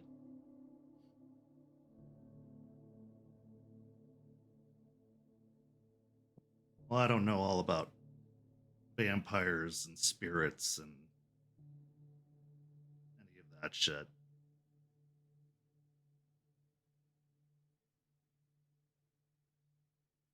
But I can tell you that no one was going to stop Ryder from doing what he thought was right or making good on a mistake. So whether you went with him or no, he was going to go in there. Probably. And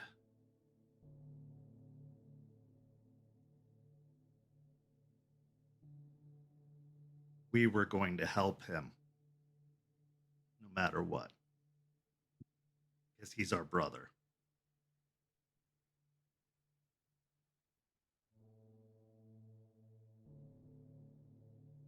Because he thought so highly of you. High enough of you that he was willing to die.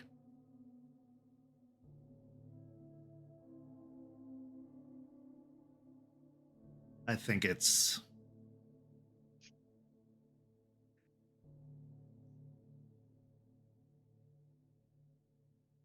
silly that you aren't one of us.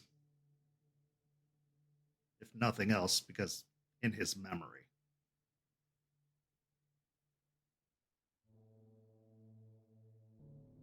So when we make this change,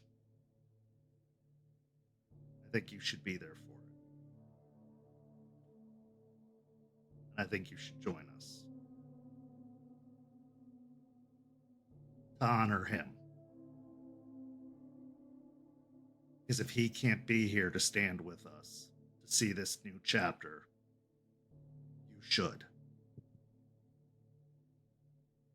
Give his sacrifice more meaning. Not that it didn't mean enough already.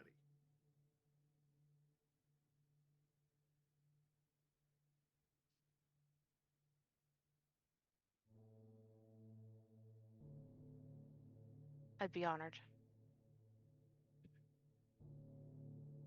Good.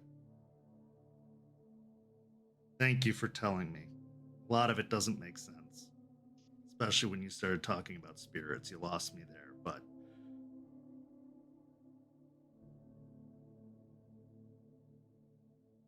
I know he had a lot of pain in his past. But I'm glad to see that he fought to the very end. And he died doing the right thing. He was Honored. very angry. Very angry. And I know he did a lot of things that he regretted.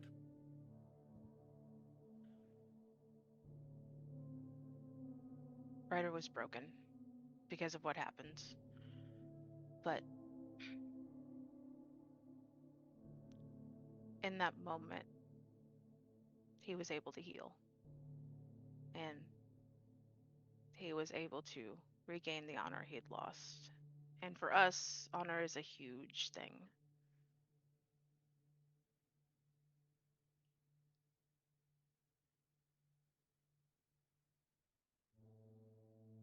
He's got it.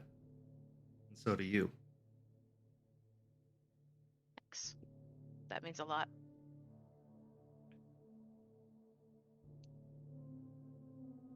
Can't say that we are ready to fight vampires, but don't worry about us. We're pretty sturdy. Oh yeah. No, you don't need to. There are other ways to help.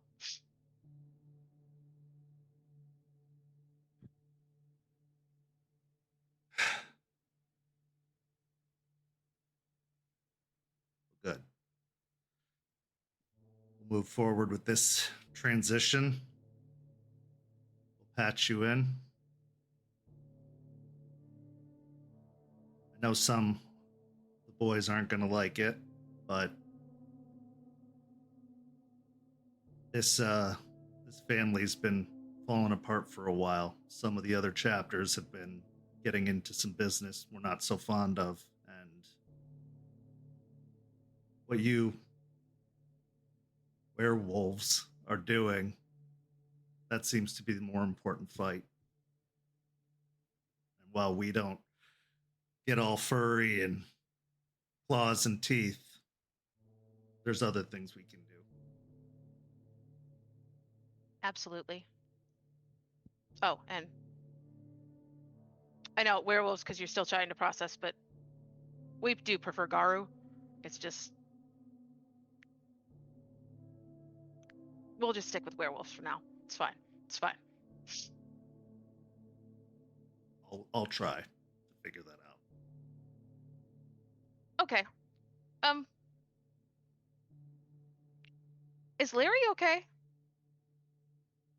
Think so. Called in sick a few days ago. Said he needed a few days. Didn't ask questions. Kid's always been good.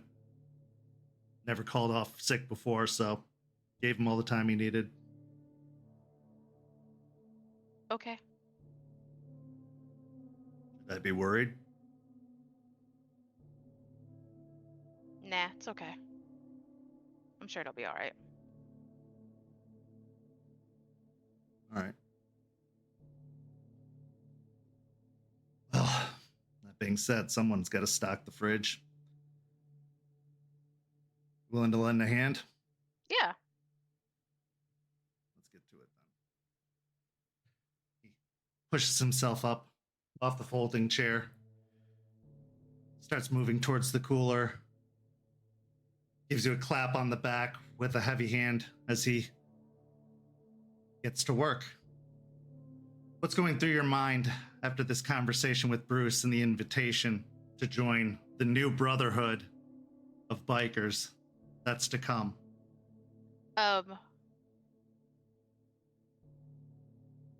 There's like, it is an honor, and especially when he said that it would be honoring Ryder, it kind of clicked.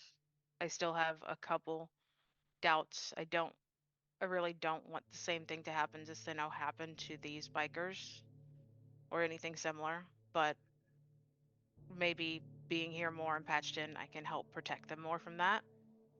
I am, even though I said it's okay, a little worried about Larry because I'm not sure if it's the news Lucas gave him that's affecting him, or there is a possibility he could have come in contact with one of the plants.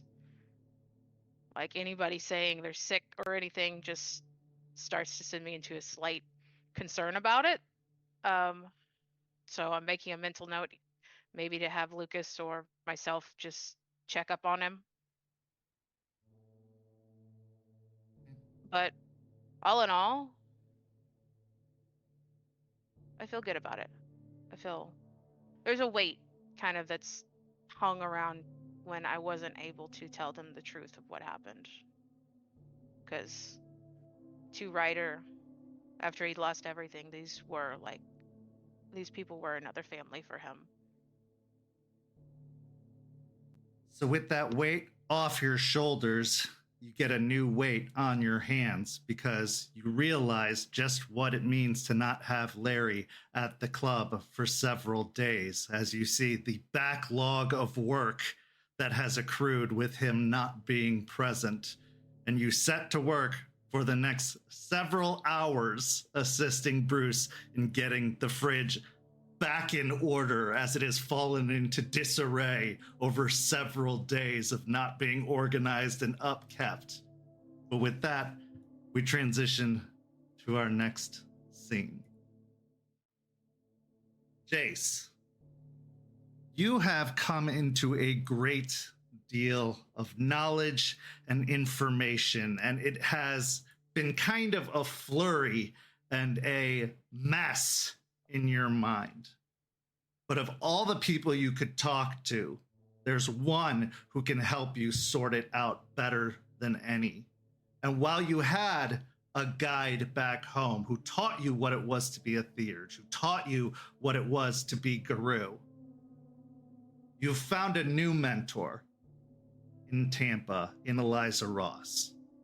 An unexpected mentor, being that she is a Stargazer, something that you were always told to not trust, something that you were always told to be wary of, but someone who has been by your side, especially in this sickness that you've been experiencing, someone who has been constantly and diligently working to find a cure, to make you better, to soothe these symptoms. And with this new journey into learning about Turtle, she has been with you the whole way. What has been your feelings and thoughts in regards to Eliza on this journey? And have you felt like it's changed since your first arrival here to now? The overall feeling to Eliza, starting off, he was playing nice. He saw Stargazer as another form of secrets, like what things do they hold? What knowledges that are basically forbidden for the group culture to what does she offer? But it turned into something more. The person Eliza was something he wasn't expecting, because yeah, Stargazers you're not supposed to associate with. You see them and you push them off to the side. he was expecting her to be cold and harsh and not want to be any part of what Jace needed because he is nation. But what he got was this warm embrace, always willing to help. His weird cockamamie ideas of how the world works and how he comes across these different things, she was always been there to very receptive to all of it. And he, in the middle of it, was trying to figure out if she was playing a game, because that's what Jace does. He uses different things that people have to get his own ends to his means. But now he just sees that Eliza is just a overall good person. She might have her own agendas, but she makes sure they align with the betterment of the pack.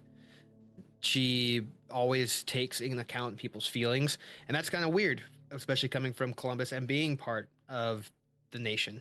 That's people there are very more strict on the rules, and this has been an adjustment for him, trying to figure out where his place is. But with Eliza, he can be more of himself. He can ask those questions he used to ask at his original pack, at that sept.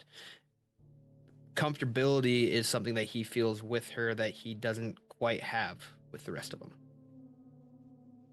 So as you are in one of the RVs, you see that there are books stacked all around a floor mat that Eliza seems to be sitting on, a large pillow that she's laid on the floor of the RV. And there are several books, many of them checked out from one of the local libraries, including a worn old copy of Midsummer Night's Dream, a old Gaelic folklore book with a section of it opened to Balor specifically, as well as several old, books and tomes and novels, all just kind of splayed out open, some of them open to specific sections, others just stacked up waiting to be thumbed through.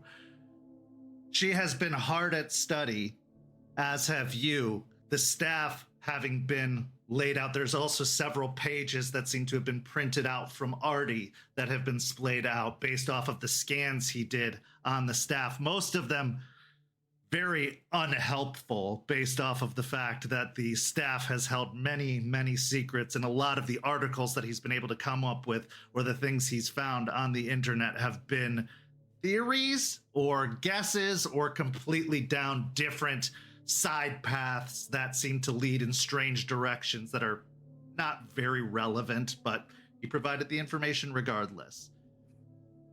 Eliza pauses in her readings, closing one of the books and setting it off to the side. And she looks over towards you. Jace, why did you take the staff? That's a good question. At first, I grabbed it because I thought the guy who had it accidentally left it. So I grabbed it, ran out to try and give it back to him, which was odd because he doesn't really forget anything. And he was just gone. So for a bit, I just figured I'd hold on to it. But I've been curious about this staff since I met the guy. He always had it with him, and he'll kind of like point to all these different markings and the stories that it holds, and he always had it so close to him. And there were times where he'd let me look at it, and I don't know. At first, it was just kind of a keeping it safe kind of thing, and then I don't know, almost felt drawn to it, I guess, in a way. Like comfort came from it because it came from one of the first people I met here. I couldn't interact with any of you for a while till I got the okay from Rat. So I had only a few people I could really talk to, other than like the few vagrants that were wandering around the warehouse before it became the bar. So I got to know Moses, is the guy. I got to know him really, really well. he challenged my thought process on how I saw the world. I guess this is just a way of me keeping a little piece of it. But now come to find out that the guy I was talking to wasn't necessarily Moses. It was this other guy. But Moses himself, he's lost though. When I was at the bar with Artie, he didn't remember me. He broke into the bar. He tried stealing some food and some drinks. Was able to bring him in, but the man has no recollection of me at all. All the time that I spent with him, all of the different conversations, nothing. You think it's due to the possession? I think it has to do with a part of it. I think with the age that is Moses had a harder toll on him, and that possession being lifted, I guess, just made him forget. I think you're not giving him enough credit. Why did he choose your establishment? Why did he break into your place? How would he know there was food there? It's a warehouse, right? On the docks? Why there? Yeah. Why specifically there? There are plenty of places you can break into, plenty of places you can take food from, but he came to you. Now, I could be completely off base. I've never experienced anything like that before, but I have let spirits inhabit me before. I have let them speak through me. And while I was not fully present every time for the experience, a part of me was still there. A part of me still retained a sense of what occurred. Even a little bit. So you think a little piece of him? I think there could be some recognition. Something drew him to you. No matter how long this entity inhabited him, there must have been something that connected, something that made it seem familiar. I wouldn't give up on him just yet. Wouldn't give up on the belief that there's something there. And maybe with patience, maybe with time, maybe that bond will strengthen again.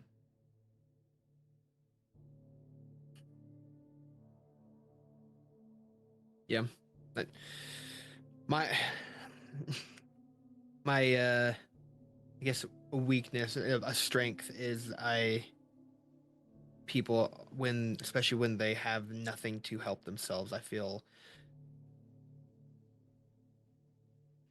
like I have an obligation to help them because I was in a similar place that they were in, and I can't help myself when it comes to that.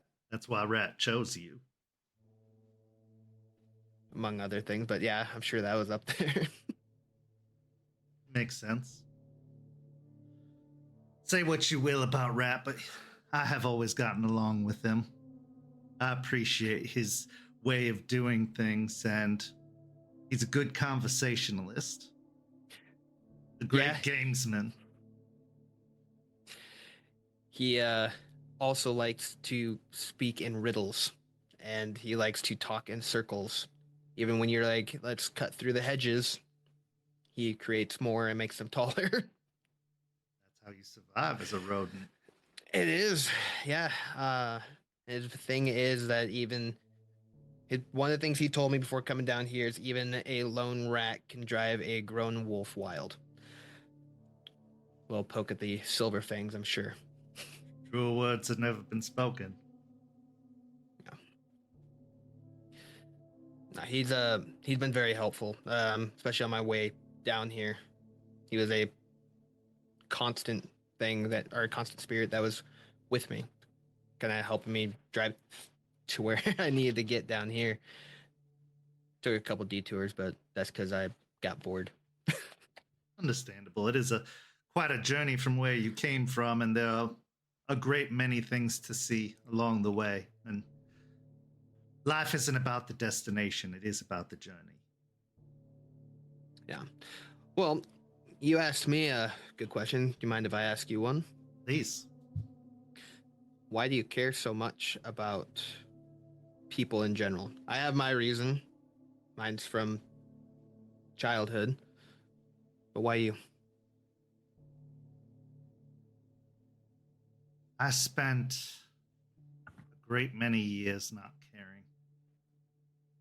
When I thought all was lost, when I thought I had lost the last things I cared about. Because I had. I was empty. There was nothing inside of me. And what is life when you're empty? Meaningless. Exactly. What is existence? Existing is not worth it. To just exist is to be a vessel waiting to be taken control of. It's like to be a glass holding no fluid. It has no purpose. I care because caring gives me purpose. I care because this pack gave me something to care about. Them. The fight.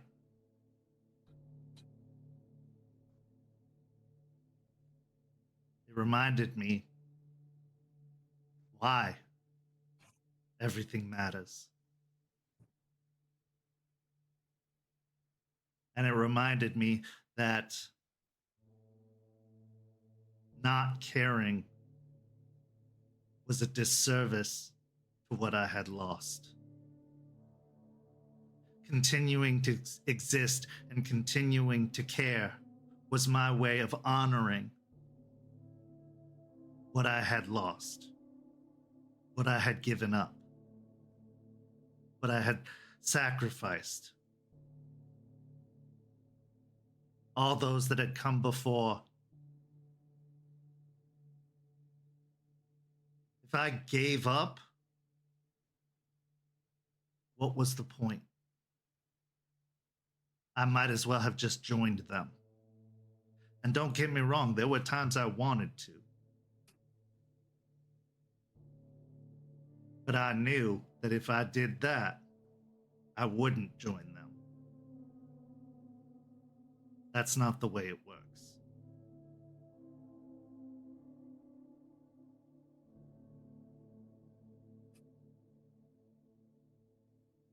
So why do I care? Because he would want me to. And because they deserve it. They deserve nothing less. For all that they did for me, for all that they've sacrificed, how could I not?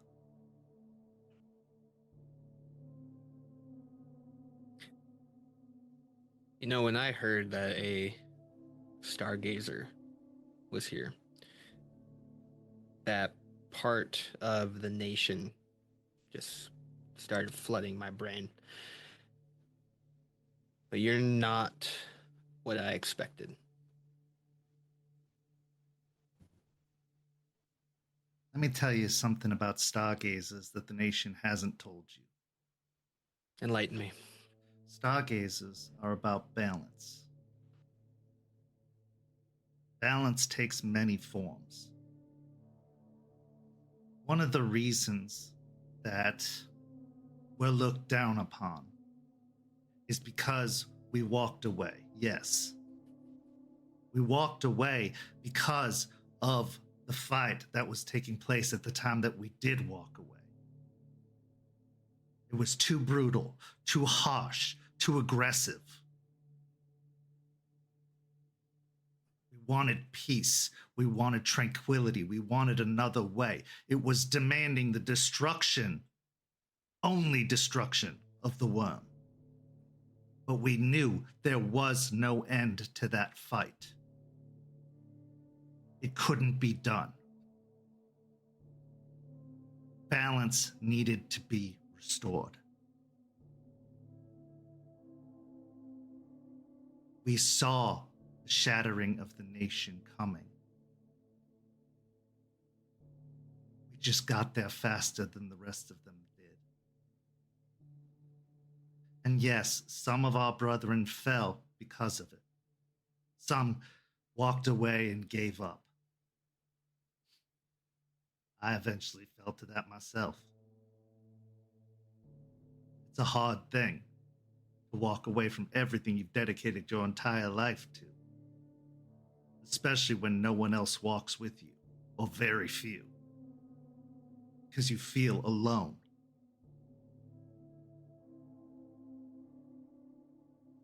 But now, there's another balance to be restored. The balance has shifted to caring and not caring. I care because there are so many that don't. I'm back in the fight because there are very many fighting for different reasons in different places that have forgotten what the fight is for, forgotten what the fight is. That balance must be restored, and this pack, this sept, this new nation understands the fight again. Understands that it's not about the destruction of the worm. They're starting to understand that it's about restoring the balance.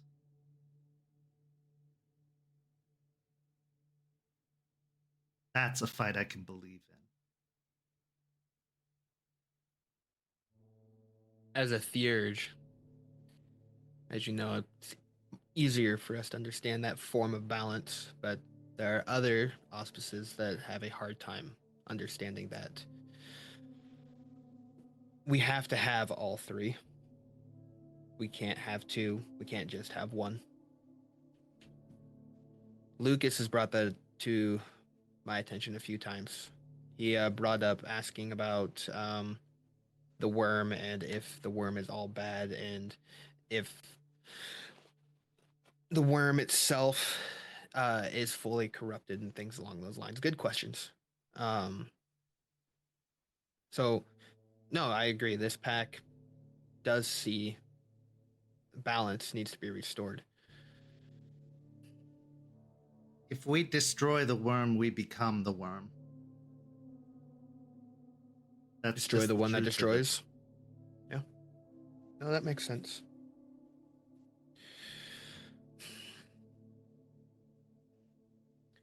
Eliza, when it change the subject a little, when it comes to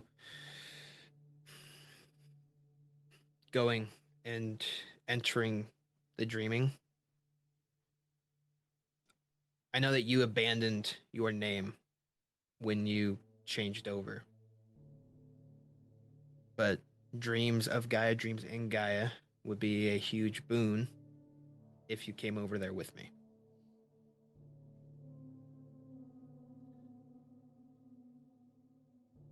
I would be honored. The Silver Path is a weird one. Something about the mist, don't go in it. So We can cross that bridge when we come to it. Let's worry about where we are Yeah. now. Yeah, okay. But yeah, I think you'll love it. It is getting to that point. I see that you are deep in study. Well, that being said, I had a question for you. Yeah. I know that there has been some apprehension about your treatment, and I know that while the pack seems okay with the idea of you keeping the staff, and they're talking about letting you stay off the can for the time being, I still think it would be best to follow through with the treatment regardless. We don't know how long this shield will last. We don't know if it'll even exist. We don't know anything about it. We're told that this staff is, endless, but it's not something with any kind of proof. And I do agree with Charles. We can't trust it. I want to throw my faith into it, but everything I'm reading about Fae, trust is a hard thing to offer, especially higher and more powerful Fae, which this entity seems to be. That being said, if the staff were to fail, or if they were to take possession of it, because they want their leader in their possession for some reason or another, we need to ensure that you won't fall prey to the infection again.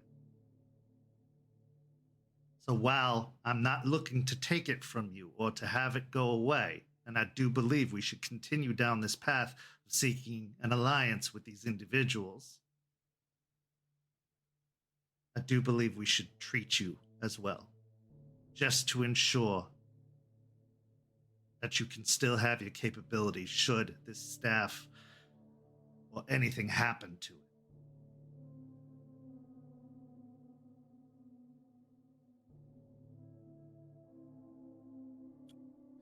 I see the logic in what you're saying.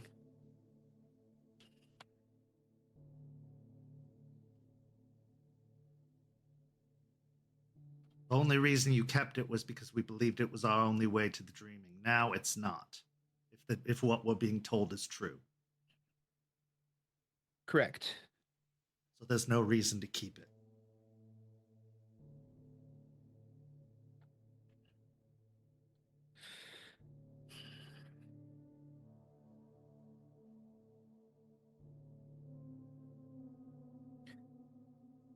Would you want to perform it here in the cairn? I think it's the best place to do it, to be honest. I think we have more protections here than we had at the clinic when we treated Louise. And I think that this is going to be a spiritual beating. And you will mend faster here than you would there or anywhere else.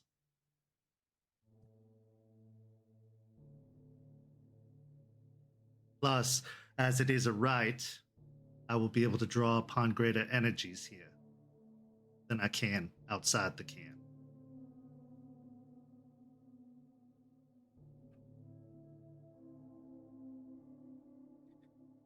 If you think it's going to work, and this is what you advise, I have no reason not to trust you. I am apprehensive because from what it sounds like, it was awful. And I really don't want to go through that. Well, that was a treatment using cold iron, which is what made it particularly awful. We were burning her from the inside out. This treatment would not be using cold iron. This would be quite literally bleeding you dry, replacing that blood as we go. We would be purging you both physically and spiritually, trying to purge any infection from your spiritual and physical form.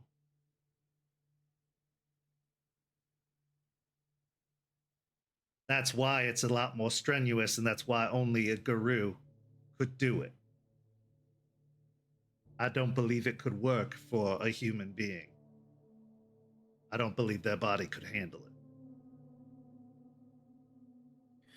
But will it work? I don't know.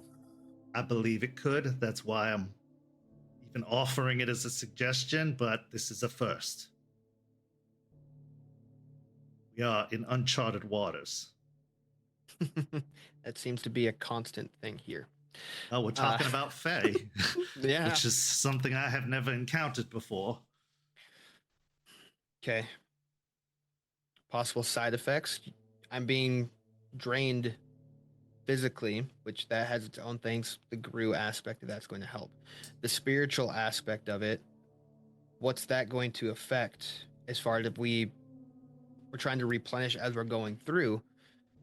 But as a theurge, because I have that deeper connection between the spirits.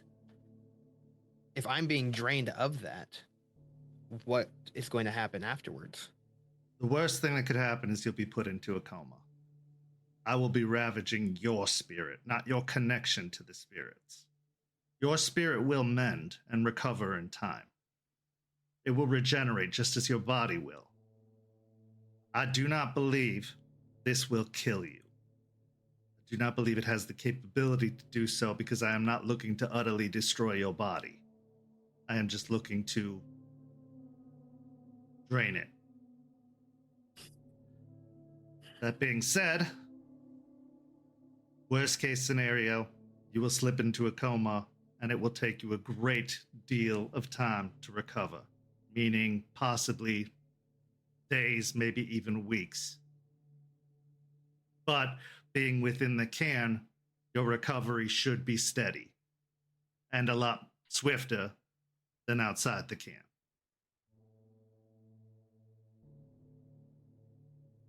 That, I believe, is the worst case scenario. Again, it won't sever your connection to the spirits. That can't be taken from you other than the infection having tainted it or blocked it. That is just your own talent. But it would be like having your mind torn apart and put back together.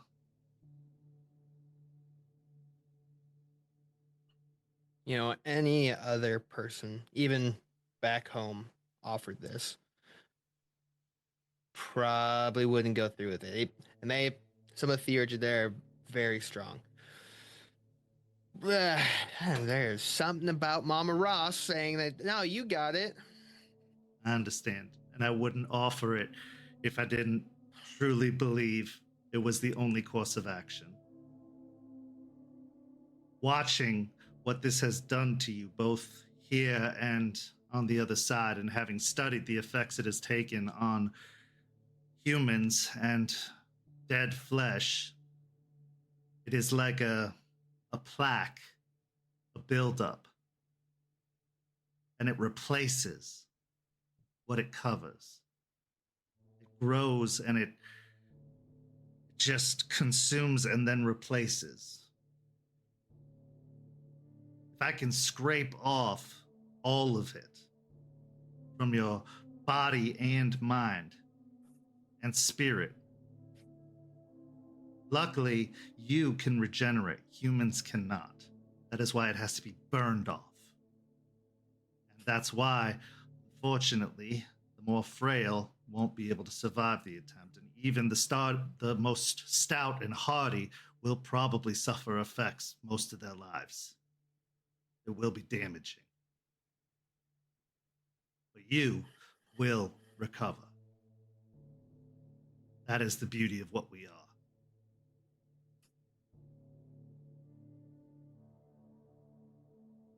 Okay. No, fine. All right. Let's do it. All right. We have time still.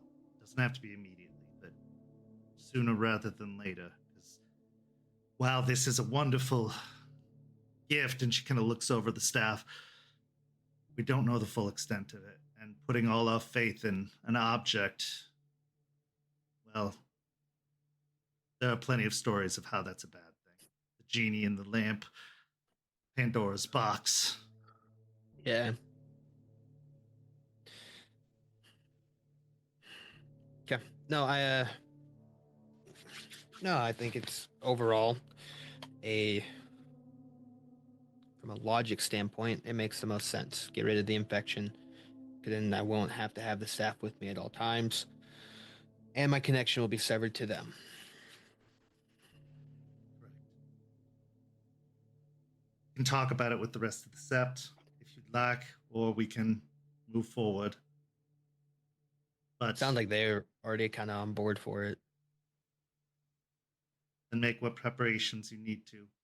As, again, if it goes poorly, I suspect for at least 3 or so weeks, you would be out of commission if it goes badly. But I have faith that it won't. If it goes well, I don't have to stay on the pack leader's couch anymore. So, benefit. That is true. And after those two have been separated for months, I'm sure it is not the most, peaceful place to be staying at night.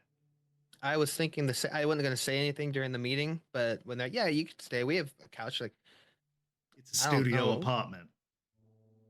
Cool. No walls. Awesome. Nice room divider. Yay. Yeah, no, let's do it. Yeah, no, let's get it done. Like I say, if we need to, we could do it right now. That I'd rather be in a coma.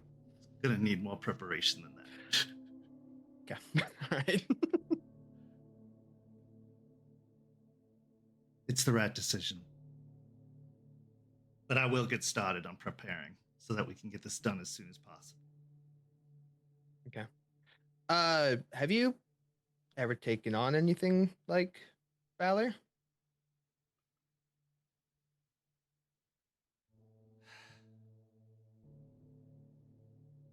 Yes. Something similar once. I can't say it's the same. Again, Faye are new to me. But I took on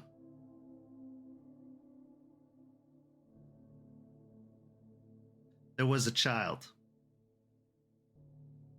A child that had been possessed by a very, very, very powerful Bane.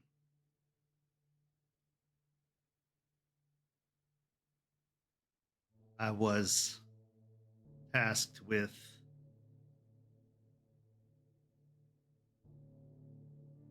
exorcising the Bane.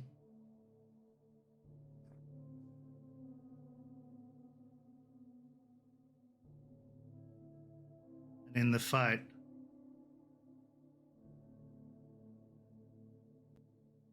it was a Bane of, hatred. Oof. Yes. The Bane had caused the child to murder her parents and her grandparents.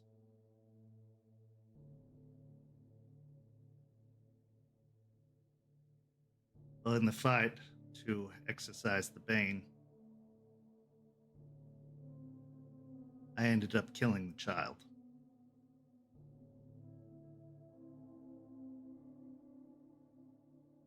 I wasn't strong enough.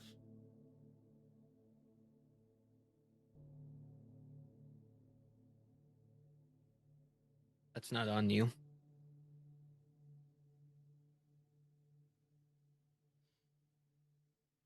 That Banes of hatred seep so deeply into the very fibers of a person. You have to pull those out. It's like running through a cactus and you have to pull out each individual piece. And it's not an easy process, even for the strongest of us.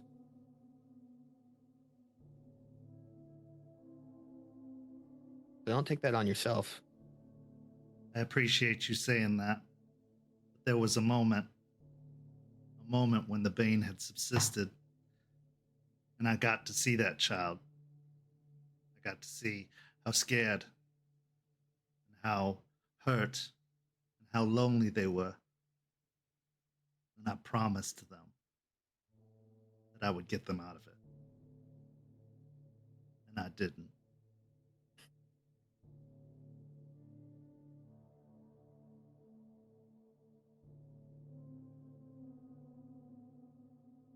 I can see how that would sit with you for a bit. I've come to terms with it. Don't worry. It is just a lesson. One of many. It's part of being an old guru. These lessons, they linger, but I've had many more since. And trust me, I'm very well, Jace. I have moved on. Okay. Veins of guilt are a thing too, so just wanted to make sure. Believe me, I am well aware, and I fended off my fair share shortly after that. I'm sure you did. But you need not worry about me. That was all dealt with in the fall and the recovery since. Perfect. Yeah. Just wanted to make sure. You know, everyone here brings up things a little bit. I'm like, we still doing good? Check on it. They seem okay though.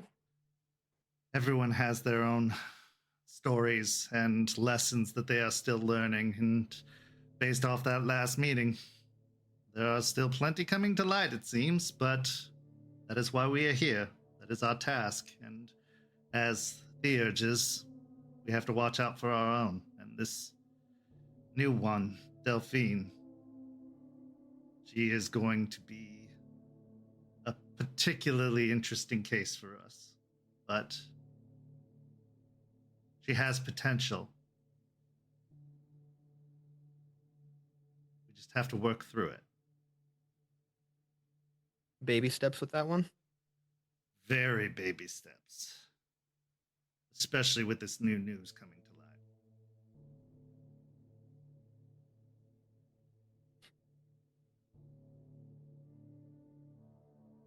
Yeah.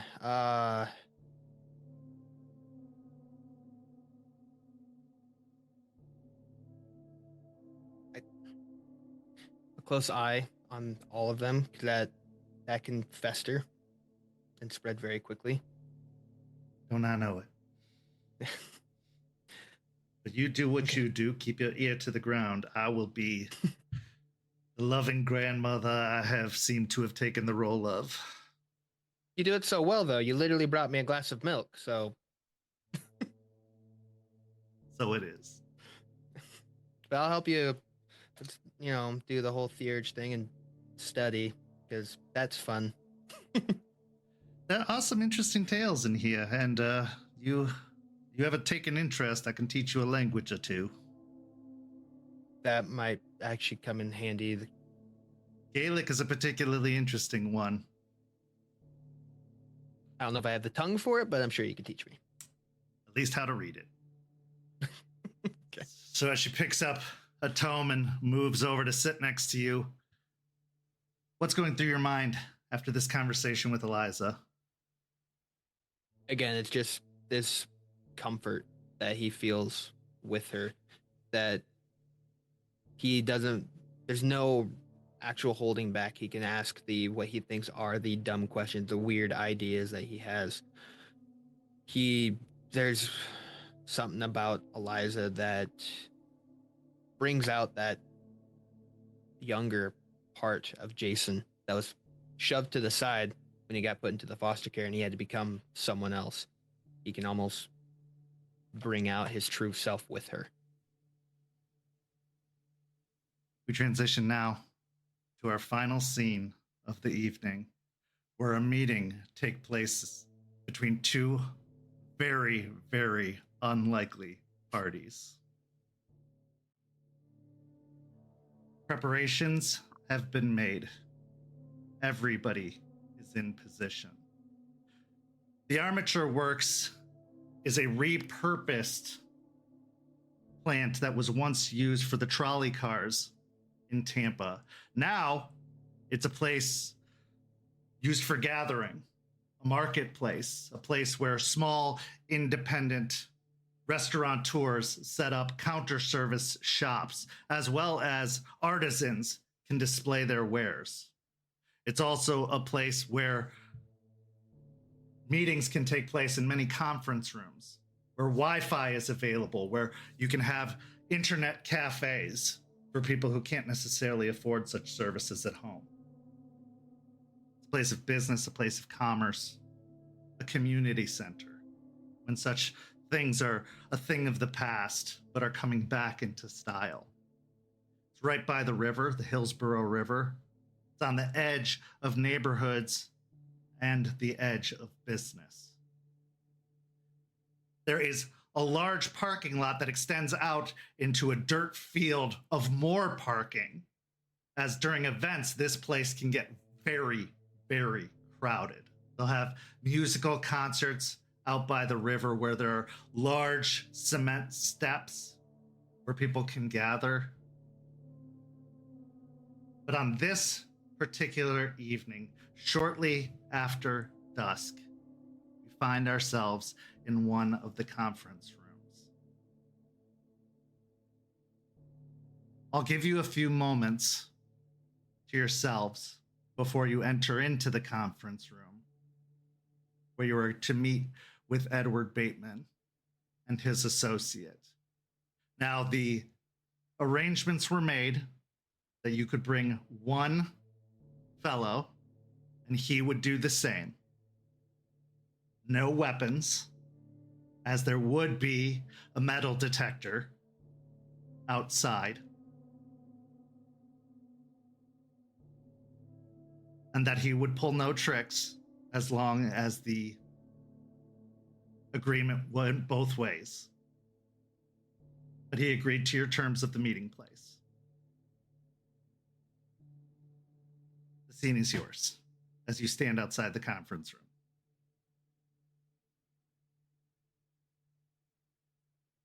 Aspen will pull at her skirt, look over to Lucas. All right, you ready? Yeah, I think I'm about as ready as I'm gonna get on this. So, what do we want out of this? We're kind of going in blind. It depends on what he has to say, I think. I don't want to make any deals with the devil, we can say. But I want to know what he has to say. And at the very least, when we can, without being too obvious, push for more information, if it's possible. But he does have a way of getting in your head. And I don't just mean that with his thing, so. Okay. All right. Well, 101 here. Always negotiate from a position of power and never walk away from a table less than what you showed up with. Absolutely. And you're here to watch my back. Yeah. And make his side of the negotiations harder than your side of the negotiations. Right, obviously. You're great at that. That's what I do. Okay, yeah, if shit goes south, you give me the word and we're out. Okay, absolutely. After you.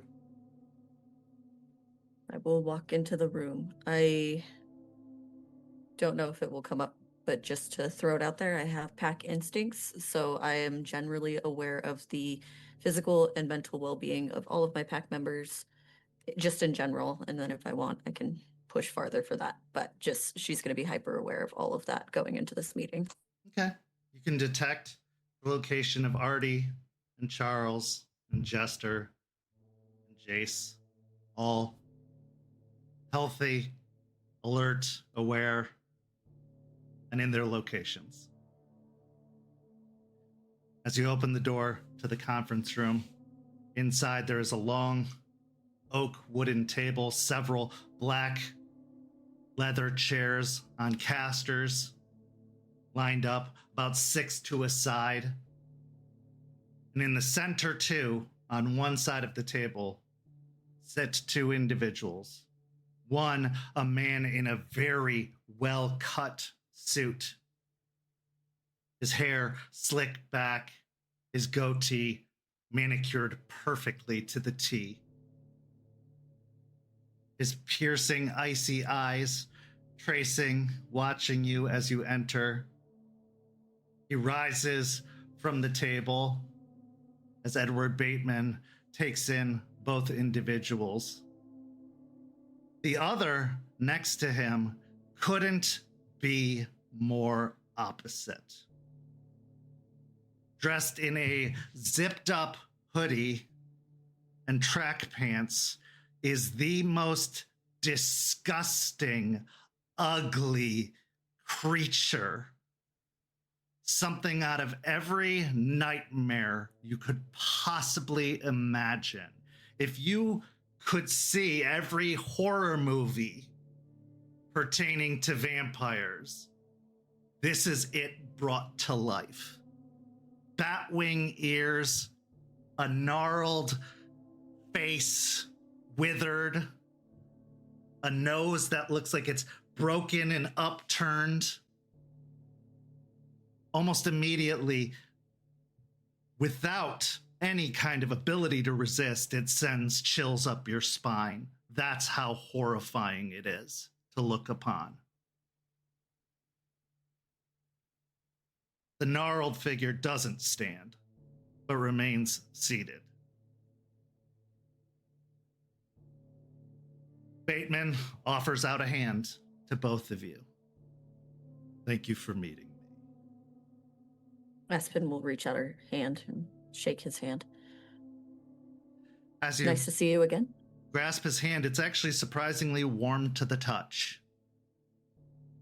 You can see that he actually has a pallor of pink to his skin.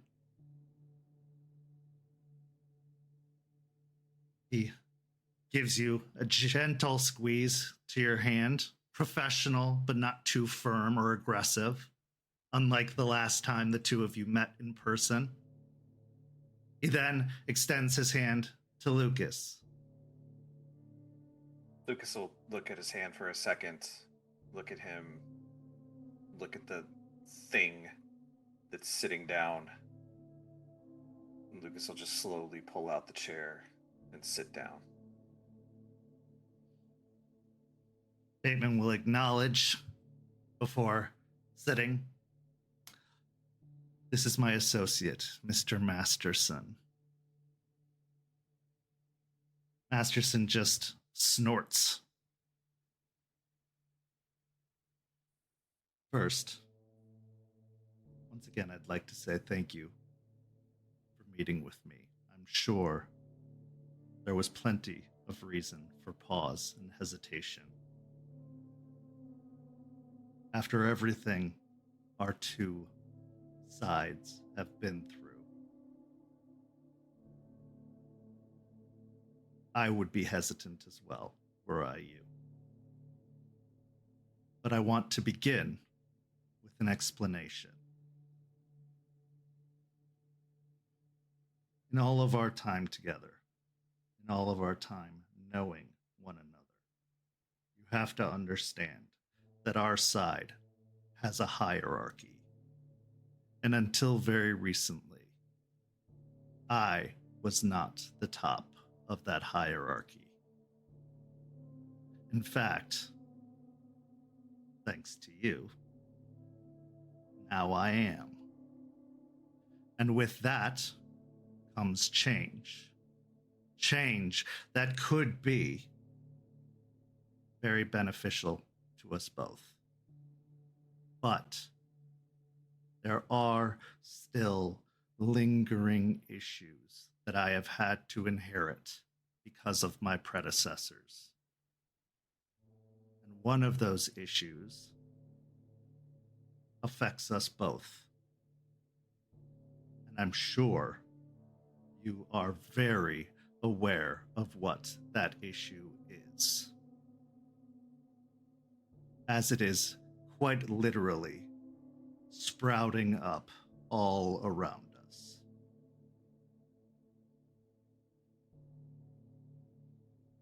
I seek to remedy the issue. But I can also wait it out. Can you say the same? How do you seek to remedy this issue, Mr. Bateman? When you've been around as long as I have, you have the ability to come into possession of a great many things. And modern ways have changed the way things are made. I'm fond of old relics. I have business interests abroad, particularly in the mining industry.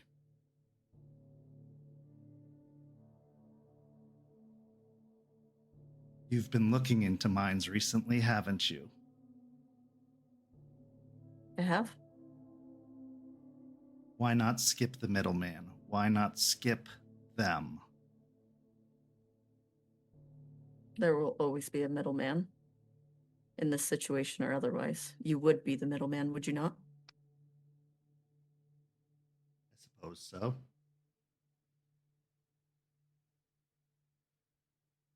Say I entertain your proposal. What's in it for you? Treaty. I happen to know a great deal about Chicago. My business associate spent a great deal of time there. My partner. What worked there can work here. Peace. The one who came before, he was reckless, lost his mind in his old age. Now he's gone, as was his loose cannon. You saw fit to that. Now we can have peace. I can control mine. You can control yours. It can be done. No more fighting in the streets. No more lawlessness. No more back and forth. And more importantly, no more Pentex. What is your qualms with Pentex?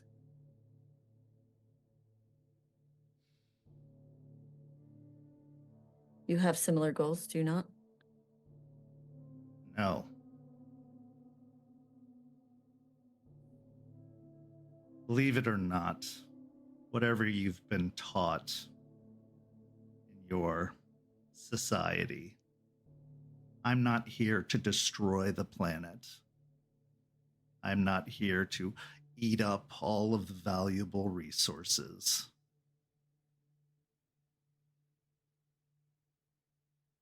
Yes, I am here to succeed in business. Yes, I am here to thrive. And yes, I do enjoy a modicum of control. Correct me if I'm wrong, Mr. Bateman, but it seems like you're here for power. And if there was a company or a position that had the power, you would want to work with them.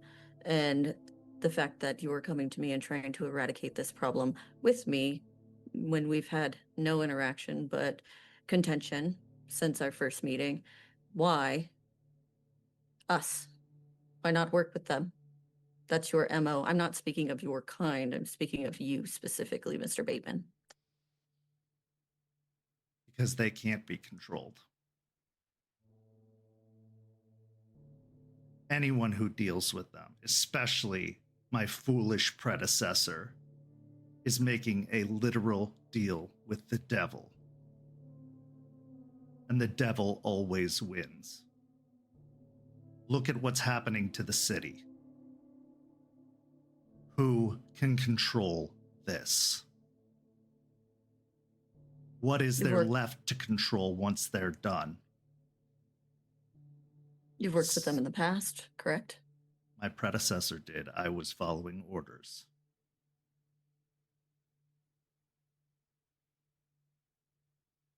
And you stay in their buildings because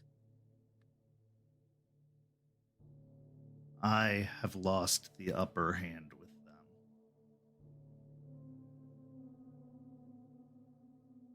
Again, How- I can wait it out. I'll be fine. Can you? how Yes. Can you? I've seen what the infection does to humans. That's your food source. There's There's always blight on another food crops. source. I can move. Humans are resilient.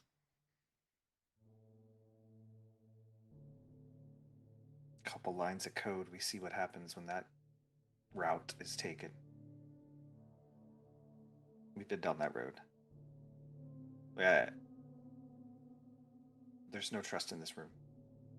None. Right? We have no reason to deal with you. We handled the last problem, but you're proposing the enemy of my enemy is my friend. Cut and dry. Right? That's what you want. You want us to do your dirty work for you. So my question is, if we do this, what are you providing to the situation? Iron. You need it. I have it.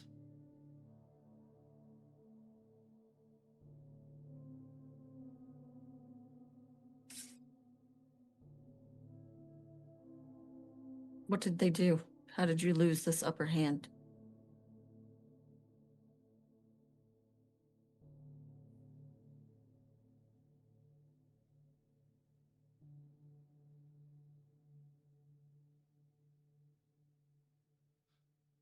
They brought in reinforcements.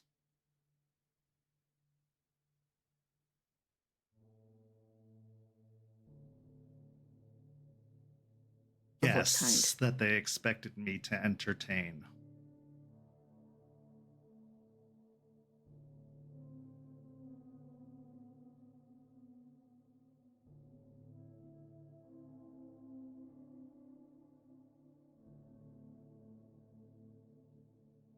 Let's just say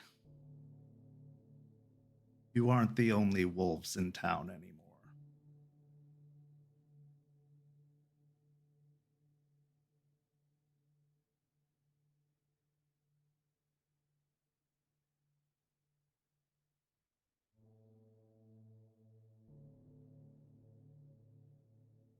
And if you know anything about your history, you know the last time they brought wolves to town, it was very, very bad for your people. Last time there were wolves in town, you were also very, very bad for my people. I'm offering a change.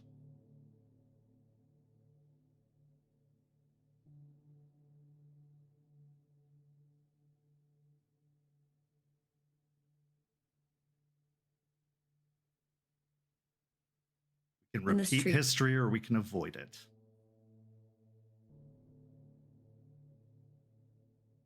In this treaty,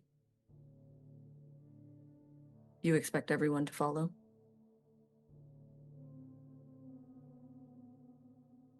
Of mine or yours. Of yours. If they don't, do with them what you will. Anyone foolish enough to pick a direct fight with your people deserves what they get. Well, My there lies the fights. Go ahead. there lies the problem. How do I know it's not you? My fights have never been direct with you. And to be honest, I have no quarrel with you. It was always just business. And my business is complete.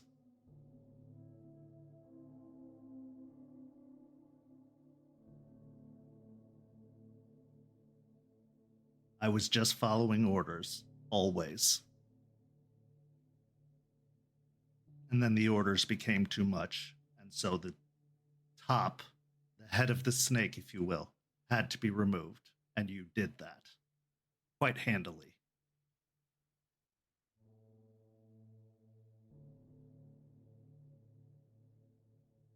So you followed orders and she followed yours? No. She followed her own.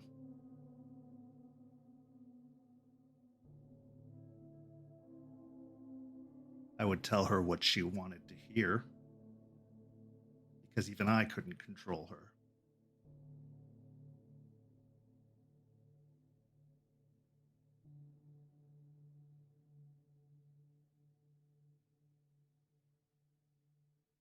If I could control her, believe me, I would have kept her alive. She'd be much more useful to me.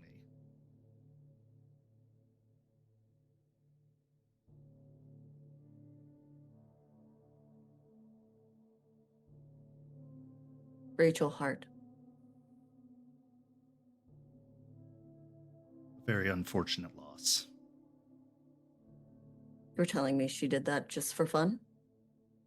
Yet to you.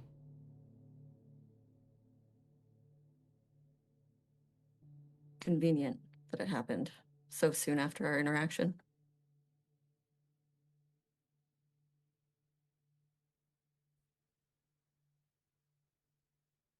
If you want to have a treaty and you want to be frank and you want to have a working relationship moving forward, at least until we can get rid of the plant problem, be frank, Mr. Baitman.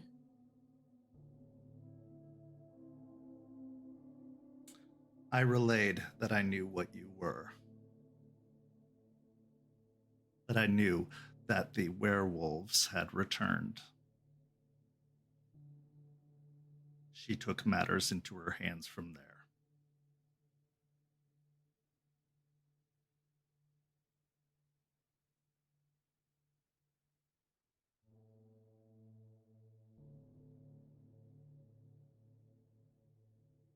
She's not, or was not, dumb.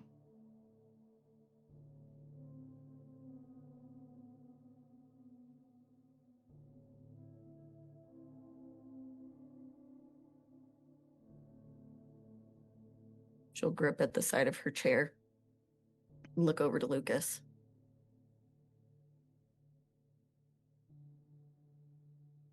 Herms. Do you want us to deal with Pentex? We need iron. That's a deal. A singular, one-for-one deal. You want peace. That's a different deal. Certainly.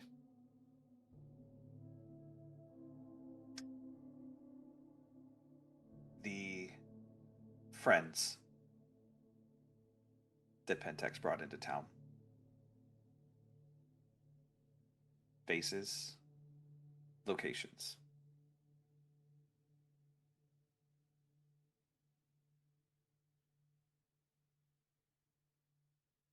There's an apartment complex not far from the airport. I know you know where it is. A few of yours have been snooping around. That's where they were staying, but they have been in and out of town since. It seems that they have business in multiple locations.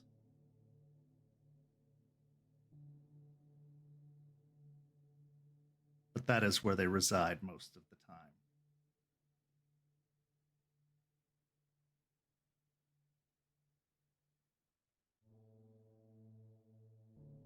They also head to the plant at Piney Point.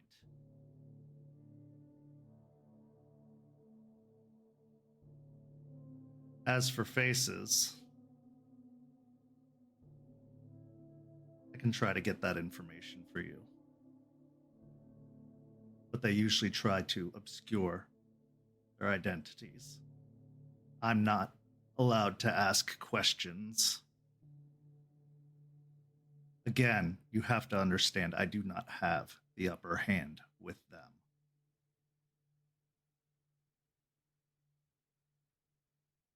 I don't like not having the upper hand.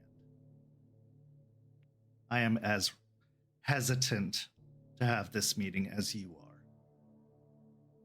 But I could just take a well-deserved nap and wait this out. But I'd prefer not to.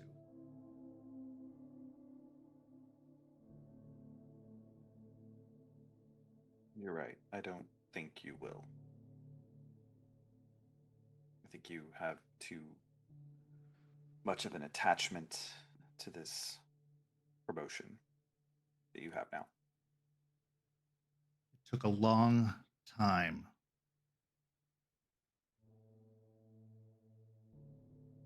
Her eyes will dart up at him.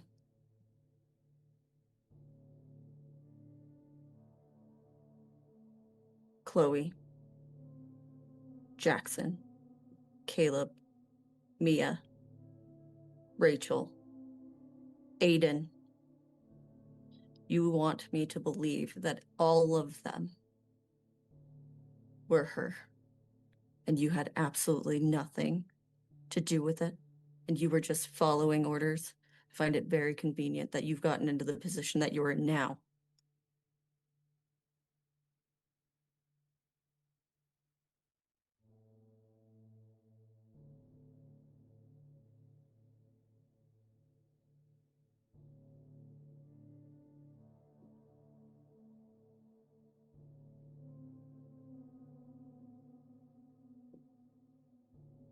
You want to compare death pools, Miss Weiss?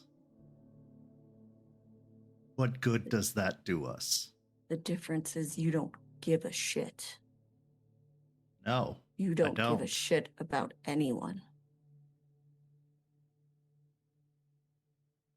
All of those people are because of you. You want to make this deal happen? You want to give us iron? You want to have a treaty? We can have a treaty. And we'll take care of Pentex and we'll take care of your problem. But once that problem's gone, you're right up next on the list.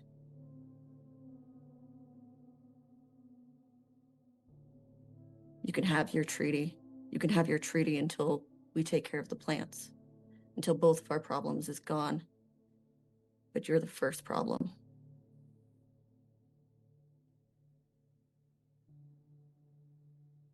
We can make that deal. Or we can walk away and go our separate ways.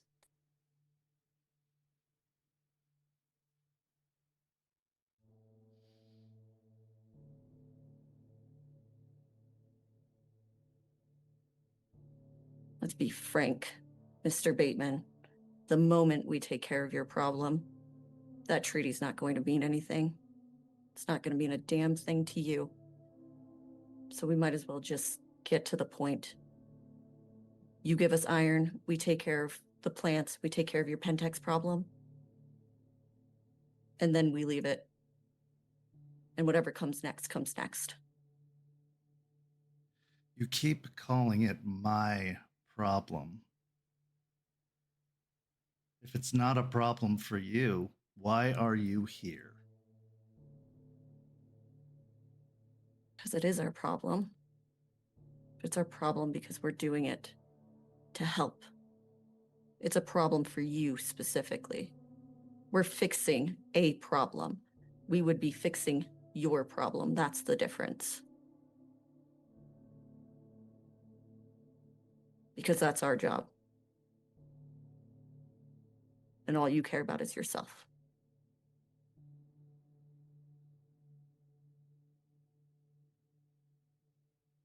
I could fix my problem with 2 words right now, but I promised no tricks. And I'm bringing no tricks. I'm bringing you the deal. I'm bringing you a counter offer.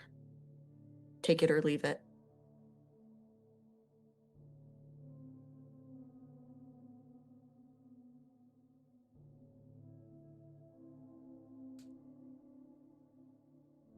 You want to blame me for your bad decisions and poor leadership?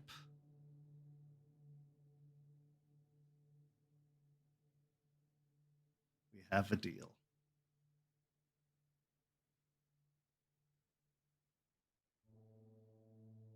She'll kick the chair out and just storm out.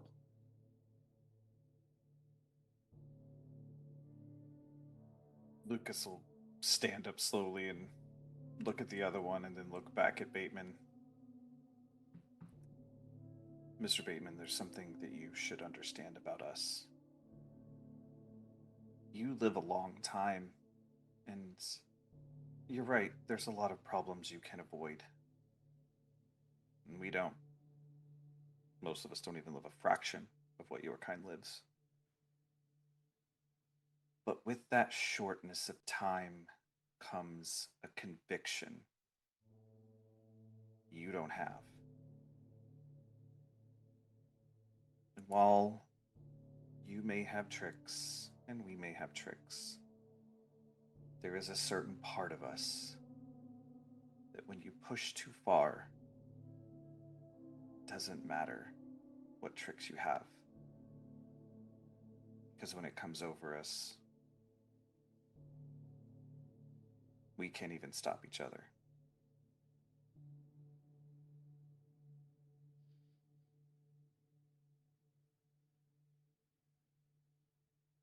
Tell Jester Mia's the happiest she's ever been.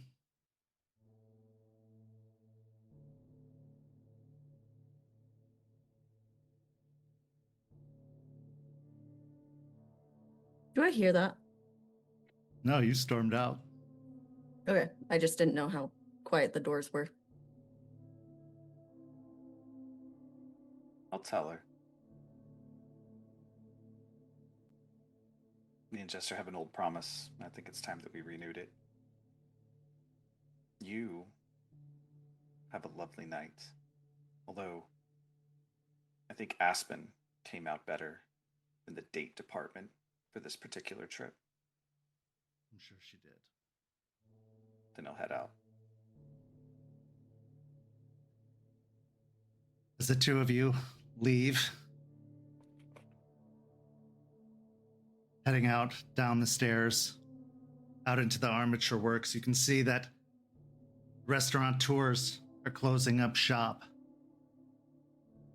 You have a moment, the two of you, as you head towards the bike parked outside in the parking lot. If there's anything you want to say before we call the session to a close for the evening. Lucas will put his hands in his pockets and just kind of watch Aspen. She'll get to the exit door, like from the building, and just stand there and just stare at it.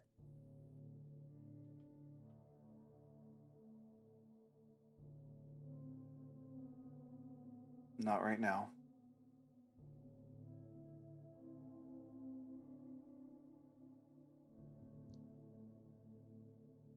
He's right there. Mm. Oh, yeah, he is. There's some creative things that come to my mind too, but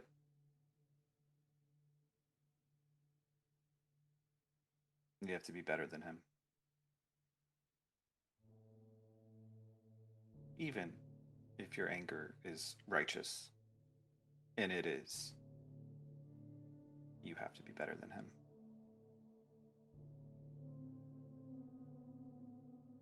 I know I'm better than him, Lucas. That's not the problem.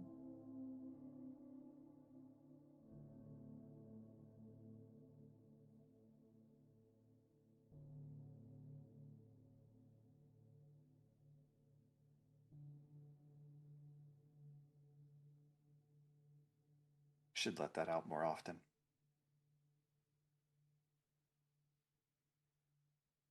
It's not my best look. No, I think it looks fantastic on you. She'll give a little side smirk. Shut up, let's go. For you. What's going through both of your minds After this meeting with Baitman and the deal that is struck, Aspen, we'll start with you. She got information, which gives her a little bit of solace in the fact that she had to look that man in the face and talk to him. She learned about other wolves being here. She learned about some of the issues that he was having specifically with them. So she got some information, but everything in every fiber of her bones being, every bit of her just wants to turn around and walk back into that building. But she gets on the bike and she leaves with Lucas. Lucas. Lucas is smiling at Aspen every time he can catch a glance at her. He's really happy with the way she handled herself in that. But he does believe there was an earnest request there. And he's going to try to figure out a way to make it work out in their favor and not in Bateman's favor.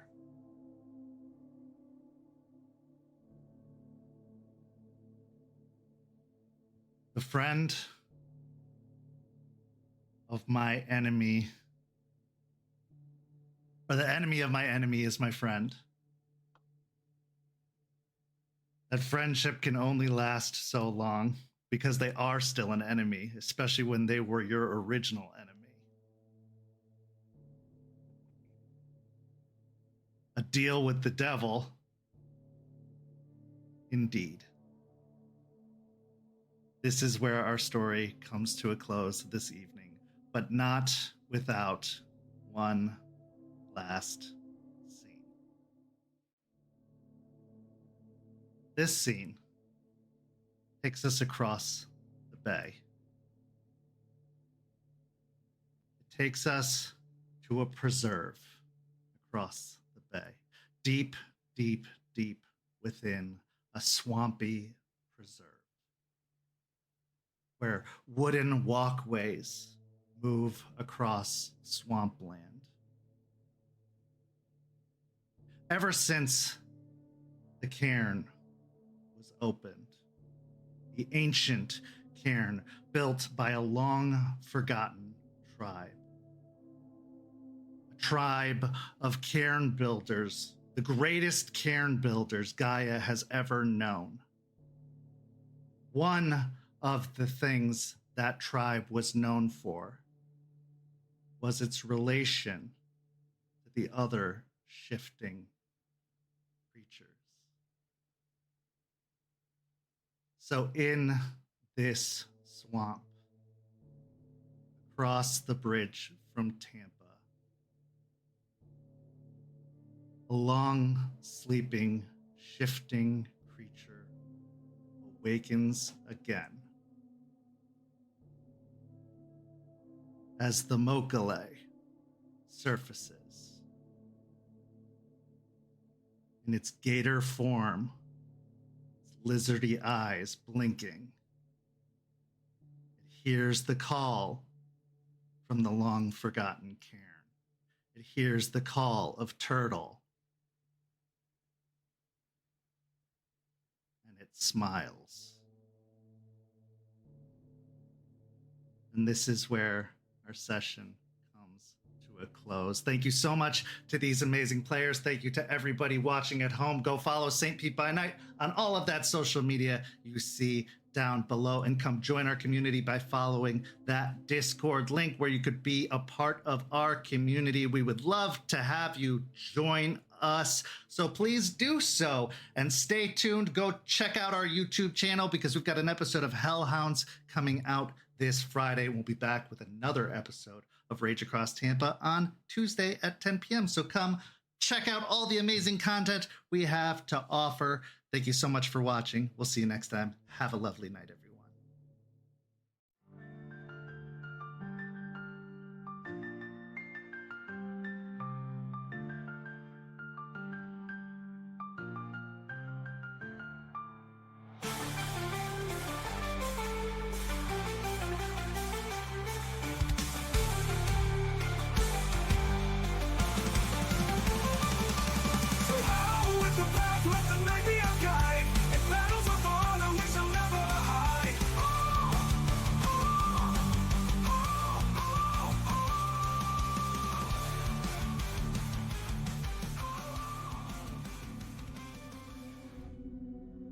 This has been a St. Petersburg by Night production. Rage Across Tampa is produced in agreement with the World of Darkness and Dark Pack. The storyteller for Rage Across Tampa is Kent. Tonight's characters were voiced by Preston, Champ, Noree, and Weiss. Visit our website at stpetebynight.com for more information about all of our productions and how you can become part of our community. Thank you for listening. Until next time, fangs, stakes, and claws out.